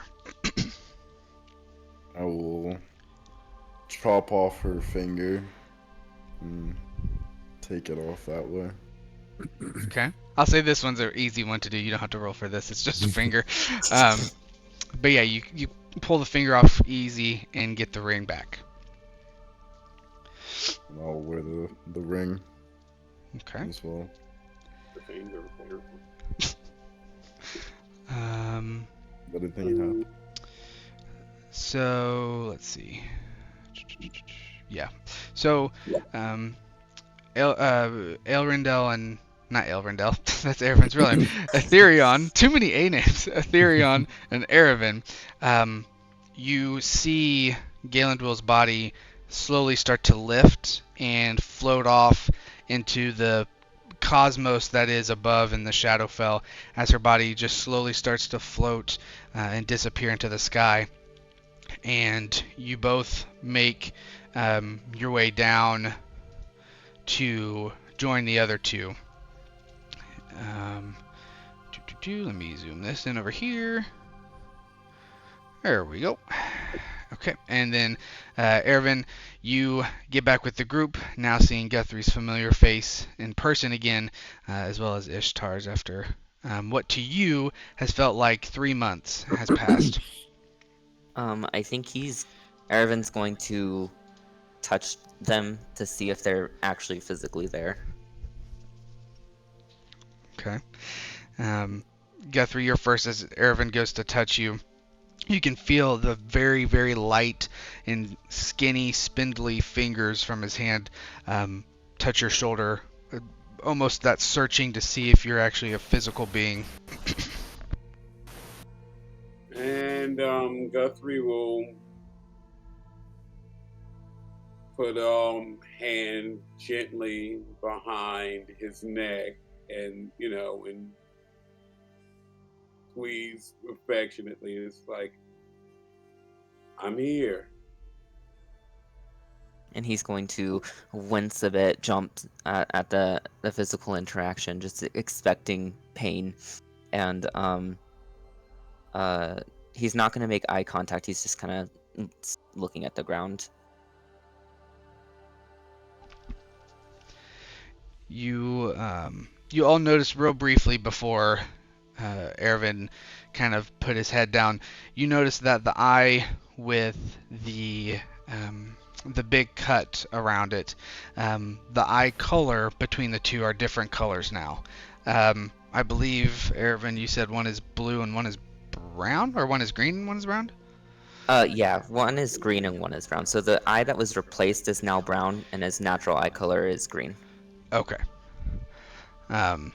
So you notice that as well as the wounds that he has. Why was your eye replaced? Like, you know, you have the wound over it, but Did she take an eyeball? It was part of the torture, yeah. Can we where'd you get a new the eyeball? eyeball back?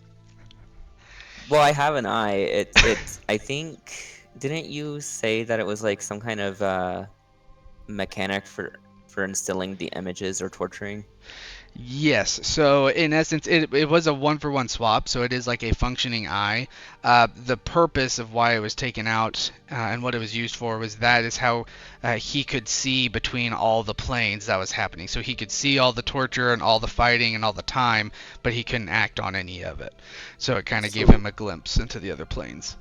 So now can he like look between different planes now? We'll have to wait and see. I was gonna say it's gonna be some cryptic All answer. All right. Is there anything on the hag from any of the people that Guthrie knows? I'm sure there's not, but would be worth. You look, nothing of note for the most part, but you do catch one of the necklaces that was kind of hanging in the cloak. Looks familiar. And as you pull it out and look at it, you notice that it's like a necklace with like a symbol on it. And as you look at the symbol, you remember faintly where you've seen it before. And the Stonehill Inn, this was kind of the symbol for that inn. And as you think a little more on this and realizing what had happened with Ervin's mother and Ervin and Niles, you take this as a meaning that Toblin Stonehill probably was one of the captures that has now passed as well. As you all are group hugging around the All dead right. hag. I'm going to take that with me. Okay. And like, all right, who's going to set her on fire? Before we do that, is there anything of other value that we see? Nothing. search Actually, this? hold on. Go ahead. Can we investigate this whole entire place? Or floating island? That's what I was Or gonna Yeah, do. can we investigate how the hell we get out of here? That's what That too. So That's tertiary. yeah. First, we got to find the cool stuff. So yes, if whoever wants to look for loot, quote unquote, if you would roll a D8 for me, each of you roll a D8. I will tell you what you find. Just a straight beard. Yeah. And Ervin's not. Right. Okay. I mean, But- it's not to. Usually in these cases, Ishtar, there's just like a list of 8 things, probably. With an 8, you find all the things. No. Why couldn't we get all these like top class rolls before? Yeah. Okay, Ishtar and Guthrie, both re-roll, please. what? Hey, that's There's not only our 7 fault. things. Oh my gosh! So reroll. Oh no! Yeah. Okay, there's gonna be 2 of those things then. That's fine. So, Ethereon, come on. since you're the only special guy, so you find a book, and this book, as you go to grab it, you find is bound in human skin. Oh, my favorite. And as you open it, you see that this is like a dossier that describes all the enemies of the hags. It's just page after page of list of names, where to find them, and what was done to kill this enemy. And you keep flipping through, and you find a list of names that don't have the where they are, and then you find a list of names that don't have a how did I kill them kind of a thing. And so you take it as this must be some sort of a log of the souls this hag has taken. It's a hit list. And that's about all you know of it so far. With Guthrie and Ishtar, you both somehow simultaneously in different parts of the place find a rose Somebody just re-rolled again. with a rose. So you each find a rose, and the petals are black as midnight. And actually, what do? You see the roses. What do you do? I'll follow his action. You're in different parts. Like, You can't see them. Oh. Anybody know what the hell this is? What's that? What are you Some talking herb. No, you about? don't. Show me. Pick it And up and I'll show hold me. up a black rose. It's like, I mean, I know what it is, but why does she have it? Looks like a flower. Can I do like a medicine Thank check you. to see if it would be useful for any ingredient? Sure. What is Cornelius Ostolucius Rose? Ishtar, looking at this rose, you know that roses are useful for a lot of different things. They are a good base ingredient for most potions, as well as healing, like bandages or embalming or fluids to put on wounds. You have not seen a black petal rose. However, you do notice it doesn't have thorns like normal roses do. Instead, it has these, they almost look like fangs on the stem that are dripping. Well, I guess I'll pick it up then. Yeah. Okay? Pocket it. Guthrie? Like, does he only notice, like, yeah, does he notice that, or do He I would know notice it. If he wants to share that information with Yeah. you, he can. I'll relay that information to Okay, the so you squad. see it as All well. right. Oh, great. All right. Ugh.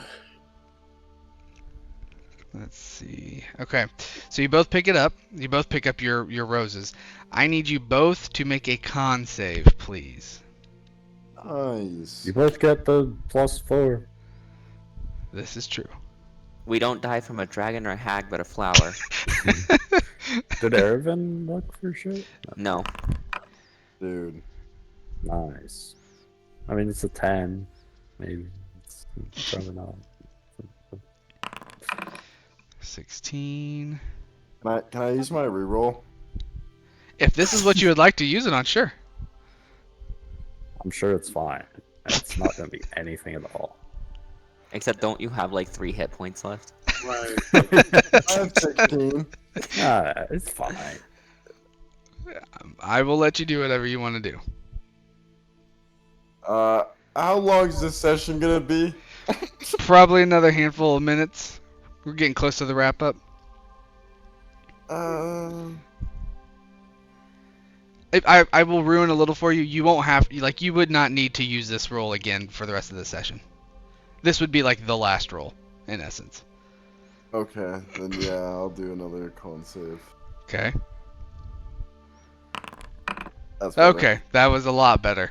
So you both save, so you're fine. Now you have these fancy little roses with you. If you wanted to know what it would have done, you would have been poisoned. That could only be cured by a curse removal spell, and you would have taken 1d4 necrotic damage every hour. So, Oh, nice. I mean, How lucky for us we have a Oh. curse remover. yeah. I only have one level 2 spell slot left, though. So if you both had it, one of you's dead.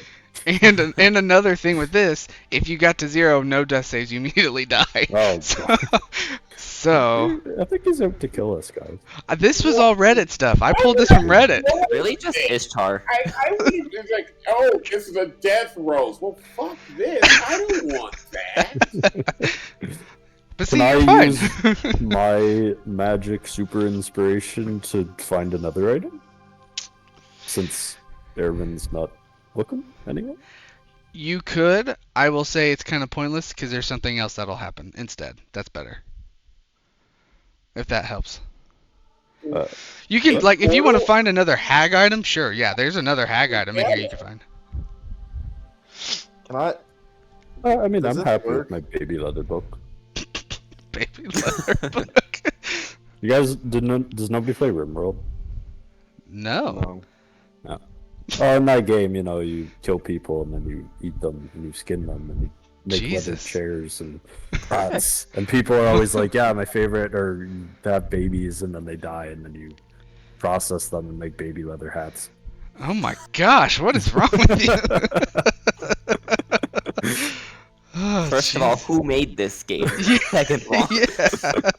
How dare you? It's a really good game. Like, who made this game and where do they live? Because I would like to make sure I'm not within 500 miles. yes. No, you don't have to do any of that, but it's like That's even efficient, worse. You It's side capture quests. people attack you, and then what you do is you like down them, and you can recruit them or just kill them or release them. But instead, what you do is you do surgery on them and remove their legs, and then you can keep taking out their organs, and you just have an organ farm.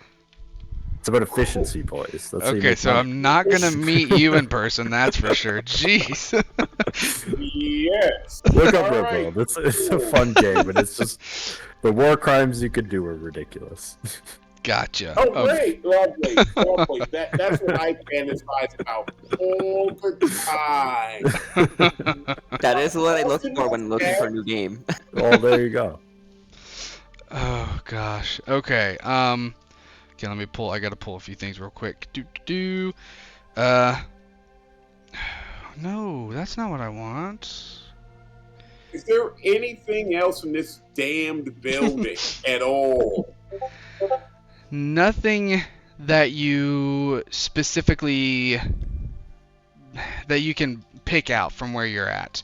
But while you are kind of looking around this top level of this tower that you are in, you feel some heat, and you notice there's a large fire, kind of where you guys came from, that appears out of nowhere. And from this fire, ooh, turn that down. From this fire, you see three beings come out. Oh, hold on. I have it. Okay.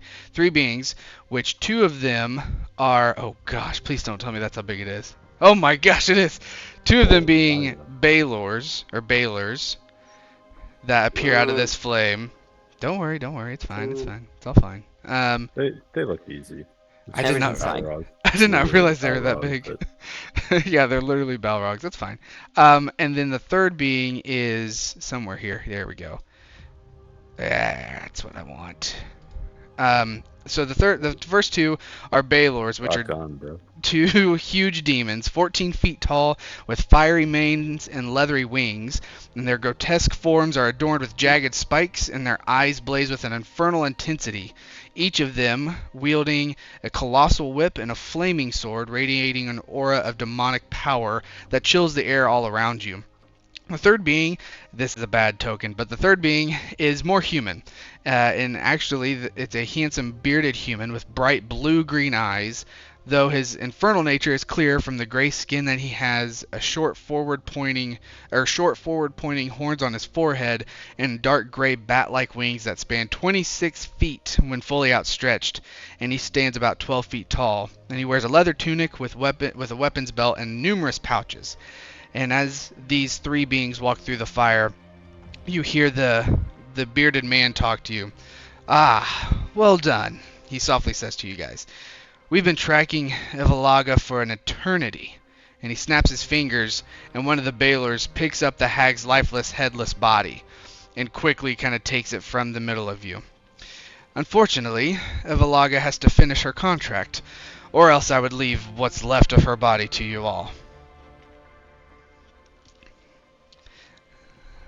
But Oh, as he sees your expressions at what just happened, he says, "Oh, but don't count your victory for naught, for I can still reward you. See, I was the great spellsmith for Asmodeus," and he tells you that he is Armoros, who was the great spellsmith for Asmodeus in the Nine Hells before being exiled, and he mentions that for your service of capturing and killing Evalaga the hag, he will grant each of you one of your uncommon magic items from your list.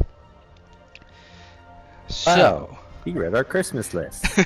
Aw. so with that, it can either be right now or later. This is like the last thing for the session. Let me know which of the things from your uncommon section of your list you would like, and he then pulls it from the infernal armory of the 9 hells for you. If some of you have those ready now, that's fine. We can do that now. But if not, and you need time, we can do that too. I'd have to reread a couple. I know, I already forgot my list. I have my list, but I don't remember exactly what they all do. So Yeah. I'll check it. Okay, that's fine. So I never actually gave you a list because I didn't realize it was going to be this soon. me either until like 2 hours before the session. It's like, oh, this would be a good idea. So, but yeah, think about it and send me something. Yeah. Okay. All right. I'll do that. But yeah, that is where we will end the session. Also, no, never mind. That was it. Sorry, thought I had Does another. Bro know how to get out of here, or is it gonna pick back up like right here when we come back? That is another thing he will give. Is he's gonna take you back to Phandalin. He'll like teleport you back to the material plane to Phandalin. Okay. So, but yeah, that will conclude the session for tonight, as you have successfully defeated Sherry, the hag, or Evalaga, as you have heard the name. Suspicious. That freaking hag. He paused when he said defeated. Suspicious. Yeah. So, don't think too much into things like that. It's all fine. It's all fine.